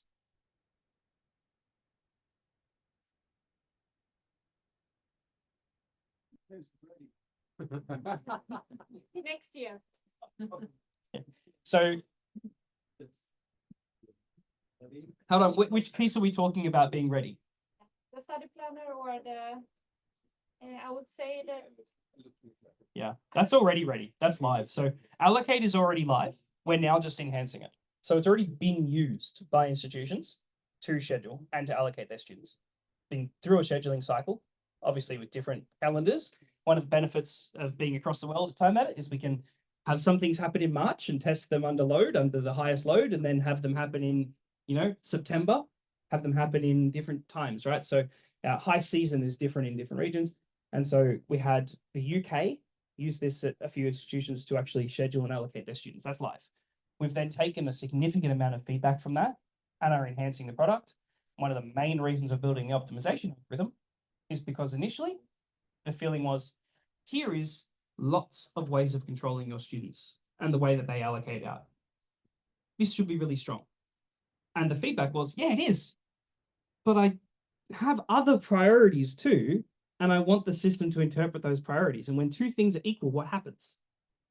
And you can't do that without optimization algorithms, which is why we're building it now. Yeah. Can I check, will the study planner be able to track students' progress? Yes. In terms of grades or in terms of other progression? In terms of grades and also graduation material. Yeah, so I'll answer those separately. The study planner has actually already been piloted with an institution. It's now going through the second phase development where we take it back and we say, right, one institution liked what it did, and that was this. It could do this, and we need to put it in front of different institutions and test it more thoroughly. So it's at that phase where it's being built on that.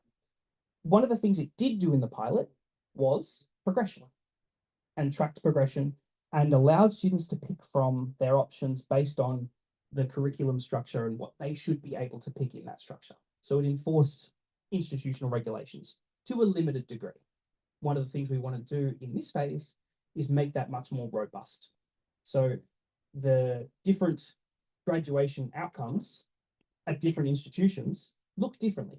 In some cases, it's not just you must have completed this course, and this course to graduate. Sometimes it is, but sometimes it's you must have achieved this list of outcomes. Don't care where you got them. You need this list of outcomes to graduate.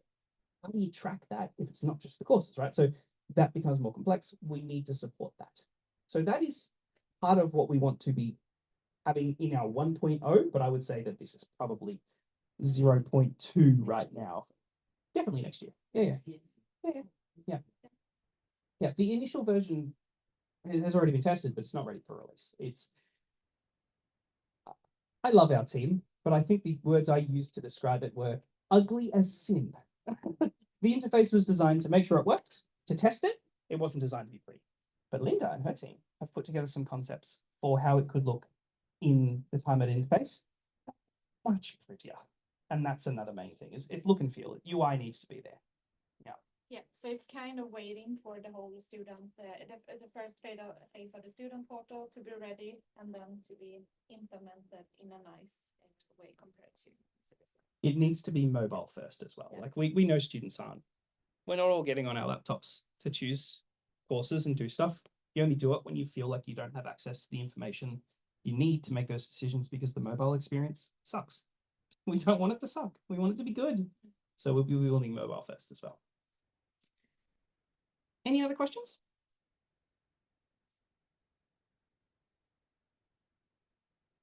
All righty. Switch with RJ. We go on tips and tricks.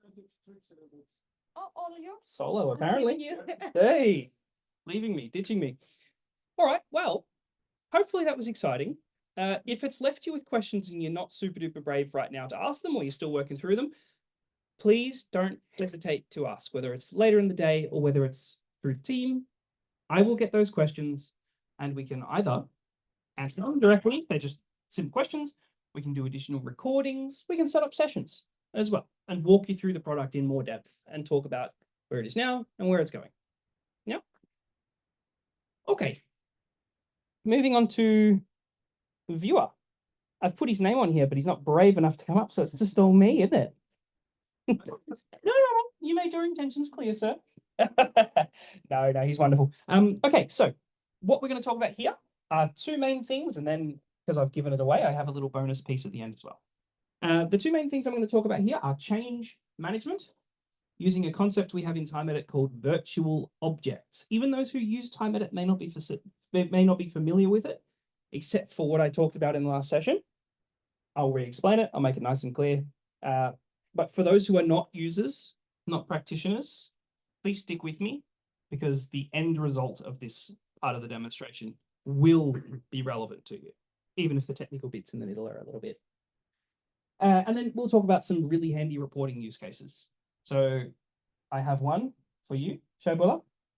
There's one in here that I promised you, my friend, which is around capacity. So while we're getting the capacity reservations piece out, and even afterwards, right? How well are rooms being utilized per class based on the number of students I have in a couple of different ways? All right, let's jump in. The key thing with this is that in Viewer, all of this stuff is already in there. You just might need to configure the data points you need to see, and your data points might be named differently, but you'll be able to do it. All right. As in the last one, I will have instructions in the deck that will be shared around. So you should be able to do it yourselves, provided you have the access. You may be your system admin that might need to configure once again, but let me know if you have any trouble, and we'll help you out. These are really quick and easy ones, these ones. So, our use case today. The scheduling team at TimeEdit University has just finished scheduling their most recent block. Let's not even call it TimeEdit University.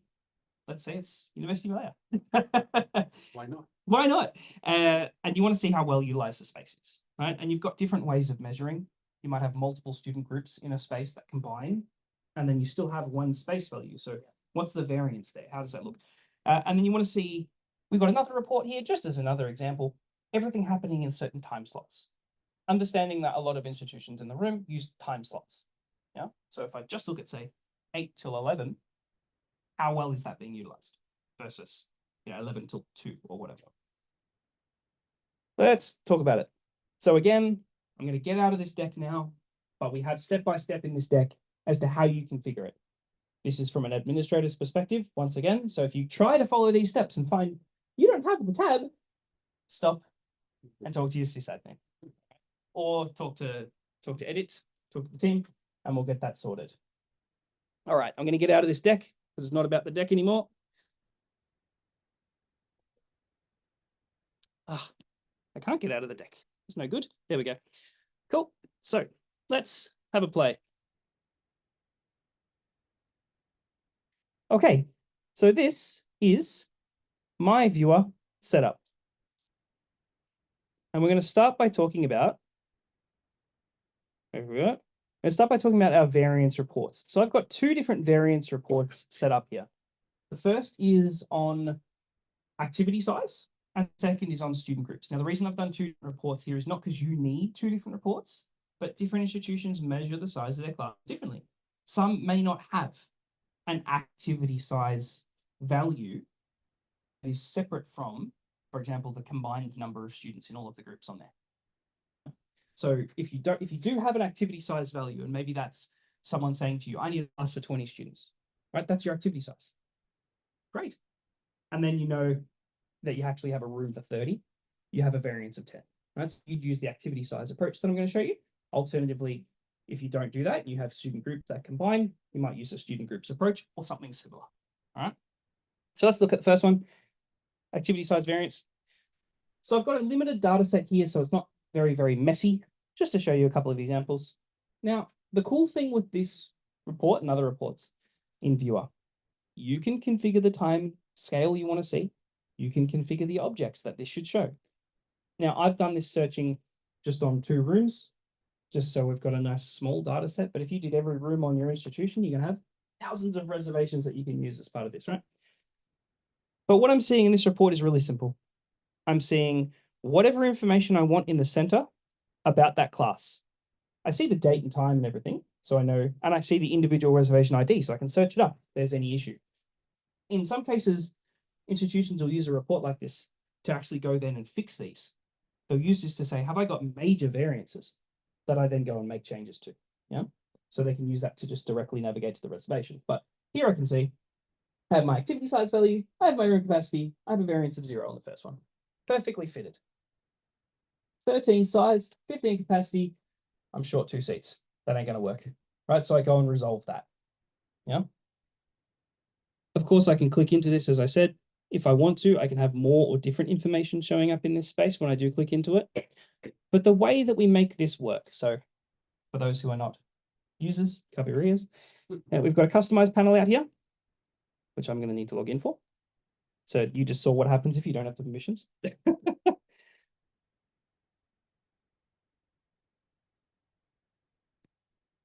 All right. So I now have the permissions. I have a customized panel here. All right. In this panel, you have a series of options. And for those who have got this and maybe don't play around with Viewer very much, you can create new Viewer pages as you like. And you can create new entrances which hold these pages. And you might just have one that is internal, right, for maybe the scheduling team or reporting like I have. I had that reporting page which hosts all these things. You can create new pages and test them as you like. You're not going to break anything, as long as other people who shouldn't see it can't see it, right? So one recommendation might be, if you don't already have some entrance where it's just your internal team being able to see and do things like this, get one. So then you can create stuff like this and play with it. Because you can do then some of these really focused point in time reports. Yeah. Here I can see, if I click on content, this is quite simply what shows up in this report.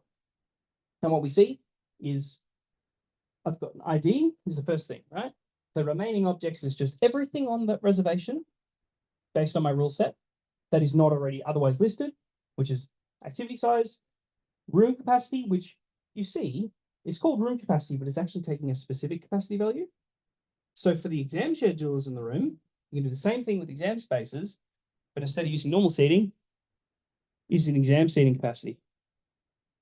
Yeah, so this is all the fields I've got on rooms. I can use whatever fields I want. I can do tutorial, exams, whatever. Yeah. So that's one way you can set that up. And then the variance is just, we have a default thing in here. We have sum and delta. So for those not familiar, obviously sum is sum together, delta being the difference. In viewer, you can use the sum or delta functions to say, give me the delta of these immediately two above values. So take the activity size, take the room capacity in this case, for normal seating, and tell me the difference. That's how we get this report. It's about 3 minutes to set it up. Yeah. If we go to the other report I made for you, for an example, to go to student groups, looks a bit different, but it's the same concept. But in this one, I have multiple groups of students, hence the 40-40. Now it's a bit dirty data that all my student groups here have 40 in this specific data set. But if you have 10 groups of students, you'll have 10 values there with individual student group values, 2, 3, 7, 9, whatever, that add up, and it will automatically calculate that for you and put that against the room capacity. Hence why I've got 40 and 40, 50 capacity, I'm short 30 seats. So in this case, I got some problems. Short 65 seats for this class. I put 80 students in a 15 room. It ain't gonna happen. So I've got some work to do. But again, this one works exactly the same way. But in the customize section, instead of using an activity size value on the reservation itself, first familiar with the term, I've got a student group value that I use. So in my case, it's called a student set. I've got a certain value that tells me how many students are actually in it. And then I sum those up and give me the difference. Yeah. Again, simple implementation. That deck has the steps.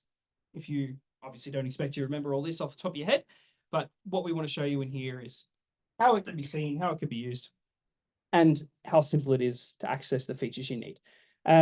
Just to note as well, of course, like anything in Viewer, you want to rip it out, download it, and then send it to someone who's requesting rooms that are too big or too small, and tell them you are asking me for rooms that are too big or too small every time, and it is a big problem.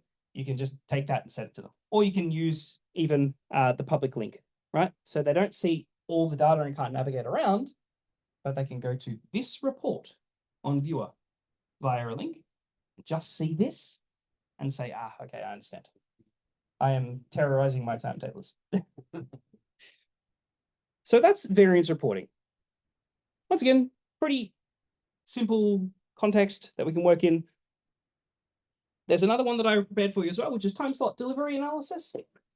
So again, a similar kind of concept. We're looking at what are the characteristics on the reservations we've got? What are the characteristics on the spaces we're using? And I want to constrain that to a certain time. Now, the cool thing about this report is you could already do this without actually changing settings, just based on whatever schedule page you have set up. So from memory, I think everyone in the room using TimeEdit has some variant of show me the whole schedule and let me search through it. If I go to a page like that in here,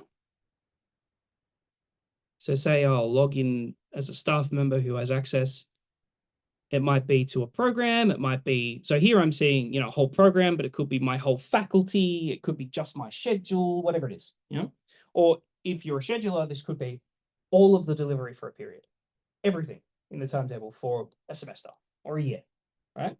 Whatever scale we want to look at. You don't even need admin permissions for this. I click customize and I have the layout tab here. In layout, we now have some more robust options around timeframes. All right. We can use this to restrict beginning and end times that's shown in this calendar. And we've got a couple of checkboxes here that change the way those restrictions behave. So are we saying any part of it falls in those times and I want you to show it? Or are we saying it must start and end in that time? So if you've got time slots, you'll have the time slot and you have both boxes ticked. And it will then only show you what's in there. So let's do this. For argument's sake, we'll make it 8 to 11. Or if I click the right thing, here we go, 8 to 11. Now, obviously in the graphical interface, you can see it's restricted it, but that's not what we're going to use. We go text and we have a report. And here, because I had change requests through this interface and other information, you can see all that info too. So I could actually be reporting back to someone and saying, look, you are, for example, disrupting my morning time slots heavily because you keep changing classes off it. Please stop giving me teachers who like to sleep in. Right? But I can then take this and obviously share it with people or rip it straight out. So this is a one way of doing time slot analysis, right? What's the delivery look like for a specific time slot across the institution? Of course, at the top, I've got periods. So this is just semester 1. Let's look at the whole year, right? And then I see the whole year's worth of data. Yeah. And you can, of course, enrich this or change the data that's in it, like we saw in the last step, by changing the content of the schedule. 3 super simple examples of how we can use Viewer to do reporting. Again, we'll share this around, but once you have that and you have the principles in there, you can do other crazy things. We've got a little bit of time. Other crazy things like basic utilization. Give me capacities, give me durations, give me everything that happened, say for a certain time slot, across a whole building, or across a whole campus, across everywhere. Say you might want to, the institution might be talking about removing a building. You could use this to say, give me everything that's happening in a building and show me how well utilized it is. Do we get rid of the building? Yeah. Simple way to grab the raw data to then make your analysis. And of course, again, Excel, CSV, links, whatever you want. Yeah. Okay. So that's time slot delivery analysis. Then this next one here is change management. Now, I'm going to talk about change management in general, but I want to stress some of the conversations I've had today, we've talked about drafts, and we've talked about drafting and the process of draft review and getting back feedback from academics about the timetable and implementing that feedback, and that can be time-consuming and frustrating. I'm going to talk about this in like a post-publication use case, but the same can be done pre-publication. Doesn't matter where in the process this is. As long as you're showing a timetable to someone, whether it's a draft or a real timetable, they can do this. Okay? All right, so we've got a central scheduling team at TimeEdit University, and they're getting lots and lots of change requests via email for the current period, and they don't want that because it's making their timetablers sad.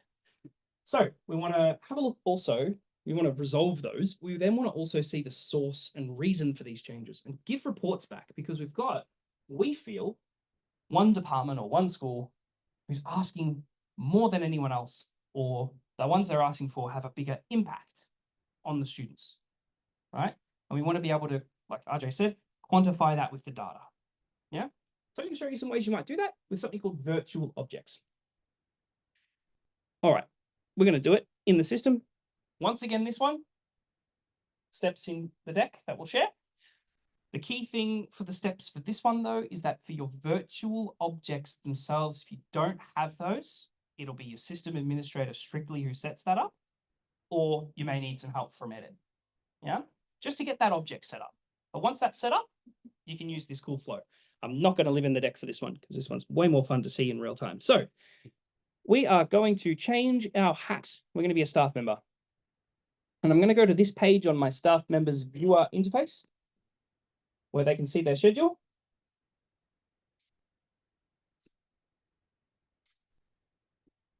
All right. So this could be a variety of different people doing this. This could be an individual staff member. It could be a departmental administrator. It could be anyone, right? So it could be from a schedule like this, which is super busy, and they put change requests in on someone's behalf. Yeah. It could be instead, like me, I'm going to pretend to be Claude here, and I have my schedule, and I'm making some changes. So here's how this works. Claude's already done a change request on here, but we're going to redo the process. Notice I've clicked this one and it says requested. It's very clear to Claude that he is in the process. He's lodged a request. He hasn't had it accepted. It is waiting. All right, so it's clear to him as to what's happening. the way that this works is as follows. Claude has permissions here to edit some areas of a reservation that are only for him. Yeah. And if it's a departmental staff member, it's only for people in their department and so on. Now, in this, of course, you see that they have the permission to do things like change the start and end time. You don't need that. That's just for this use case. And similarly, the staff member on there, again, that's just for a separate use case. What you might instead have is for them to be able to request a change. So what Claude's done is he sees when he clicks this, request a change is the only thing he can do to add here. So he adds it. What that then does is triggers this request flow. This object triggers a special flow for us. He can then add in information. So I talked about the impact and the reasons and some of that information. This bit here, totally configurable by your team as to what you want to see in it. I've got a simple example here just to give us some of the high level info. So like, why are you making this request?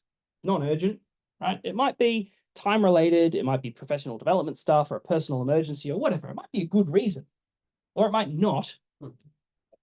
It's because he just doesn't like Tuesday mornings, right? Yeah. He can't stand them. He wants Friday. What a weirdo. Anyway, he puts that information in and hits done. All right. That's his job finished as a staff member. Yeah. The staff member has made that request for change. I want to stress as well, this is individually. Again, for those who are familiar with Viewer, we can change the layouts like we did before. And if I go to a weekday view, I see multiple weeks at a time. Yeah. See, I also have 23 other workshops on a Tuesday at that time. I can use this edit reservations feature here to make a change request like I just did in bulk. So just to be clear, if I want to change the whole semester's worth of workshops, for example, get them all off Tuesday mornings, not just this one. You don't have to do this individually. Just want to make that clear before we see an example of working it through. All right. But in this world, Claude has done the individual one and he's lodged his change request. All right. We're now going to not be Claude and we're going to go across to core and we're going to be a scheduler. All right. A staff member or a group of staff members has made a request. We now see we're back in core where we were playing around with some things earlier. Like in our demonstrations earlier, we had different interfaces that can be configured in different ways.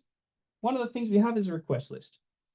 Now, you could simply navigate to the request list like this, or you might have a special view that's set up just for these, whatever you like, right? But here I've got a request list, and I see all of the requests that have been made, or in my case, I also show the rejected ones, all right? So we have visibility as to who we're actually rejecting too, yeah, and why.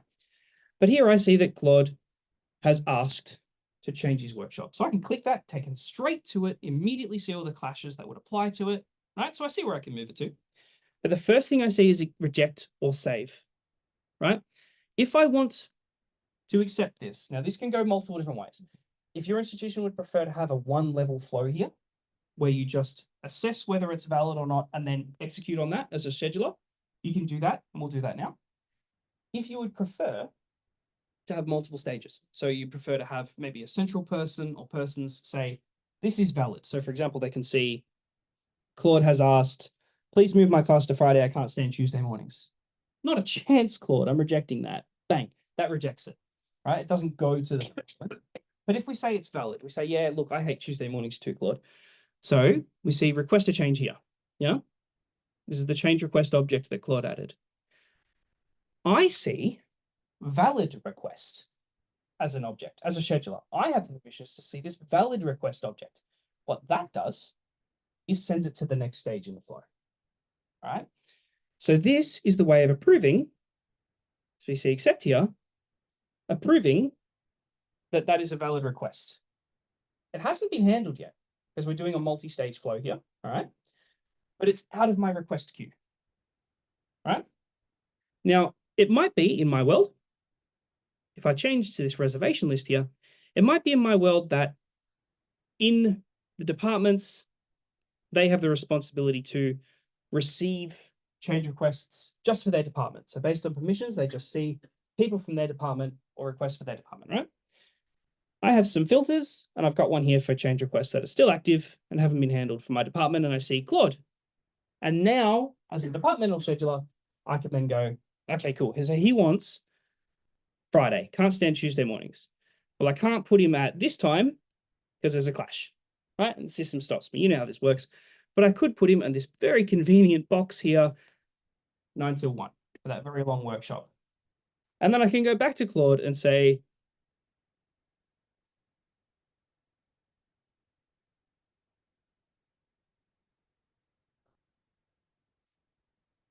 and I hit save. Okay, so I have sassed Claude a little bit, but if I go back into viewer now, and maybe just change my view to the individual days so it's nice and clear.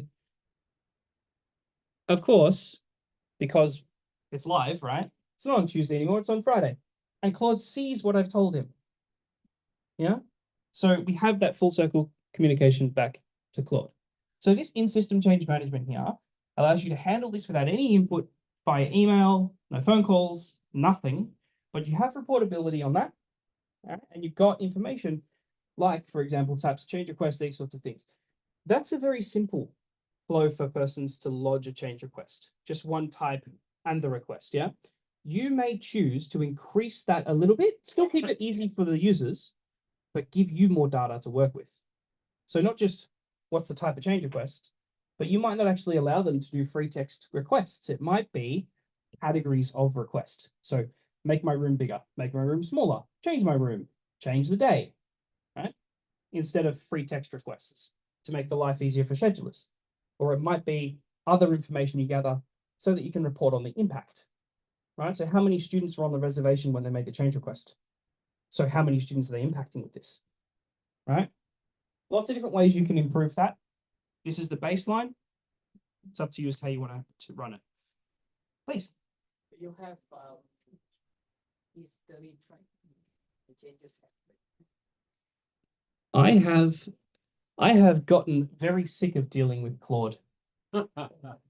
This is my history with Claude. But yes, of course you do. Of course you do. Now, just to be clear, the thing that doesn't change is the comment.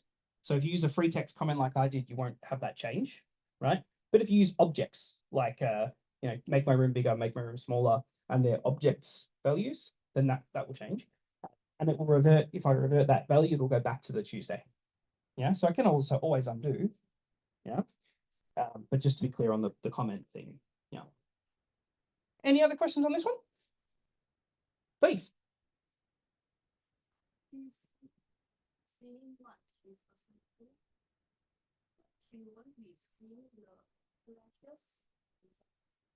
No, this is the scheduler handling the change request. But Claude only sees his schedule. He just sees what he's on, which is a Monday and a Friday class this week. Correct. No. No, they don't get a big messy timetable. They don't get the messy stuff. The scheduler gets everything that they need to see, because if the timetabler didn't see it, and the timetabler just saw, oh, move me from Tuesday to Friday, they could have tried to put them on the Friday afternoon and created a clash, which is why I showed you. We needed to see that clash there as a timetabler, but we don't need to see it as Claude, right? Claude just needs to know, I want to be at a different time. Although, there are some institutions who do make it available for people to see the schedules of other classes to see if I want to move from Tuesday to Friday, could I? Right? So if you want that, my recommendation is we set up a page that is view any part of the schedule, but as little information as possible so that people, it's data security, right? So definitely a conversation we can have so that might be part of your process. Yeah. Any other questions on this one? Again, we'll share the deck. Happy to do follow-ups on this one here because this one's really, really intricate, but super powerful, I think. We'll do the last little piece. I do have a little bonus for you, of course, as I always do. My little bonus.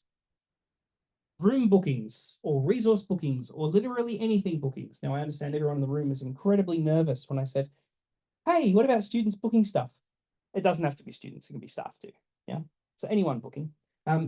Just to let you know, you can, of course, create individual URLs for booking either resources in TimeEdit, like a room, or a URL that shows all the rooms in a building. Now, you could try and use this. You do have to log in. But when you do log in, you see a page like in my world, I have BH108, which is my room that is, but it actually shows you not just BH108, but everything around it. Because if you're at BH108 and you scan the QR code and someone's in it, you want the closest room or a room that's really suitable, that's not BH108, but is available now. So we also show the rooms around it as an example. You could, of course, have individual pages for individual rooms and so on. And it doesn't have to be for students, it can be for staff, or it can be for resources, not just rooms. But you have the ability, of course, to use this. Now, this is a really good way also of digital signage too. So if you have any sort of digital signage in common spaces or lobbies, you can do this. But if you want to go low tech, which personally I think is better, you can quite literally print the QR code and put it on the door or the wall outside the room, which costs next to nothing, and allow people to see the schedule for the space or book the space from, or both, from that QR code, yeah, on their mobile device. Safety up there is using the QR code for the cleaning stuff. So they have particular sections in the building where they have QR codes, and so the cleaning staff can scan to see how I can clean this room. Yeah. Yeah, super simple. So there's often room, 3-4 rooms in one timetable. So they can see, okay, I'm now here with my trolley, scan it. Okay, I can leave that on. Exactly. And this is what I've mentioned a couple of times, you know, institutions using the features in the system in ways that we hadn't really thought of. That's one of those really smart ways of going, yeah, that just makes sense. But we didn't think of it when we initially thought of this. Yeah. All right, team. Any further questions before we go to our last piece, which is awards, Trevor? Any further questions? All right. Look, once again, just as a final piece, any thoughts that come up, any additional information you'd like, Trevor and I and the team are here and very happy to help. So ask those questions through. If you need recordings or information from me, I'll make sure we get it across to you to support you in getting those things working. If you want to use those features, let's make them happen. Thanks for your attention, guys. Really appreciate it. Thanks, Jordan. Awesome as always. Thank you, sir. So just as a follow-up, I think you've seen that there's so much more TimeEdit can do, but it requires a bit more specialized care, right? It needs more time. So that's more advice. We can always look at next time. But if we could consolidate some of the smaller than speed, it can do this. So I think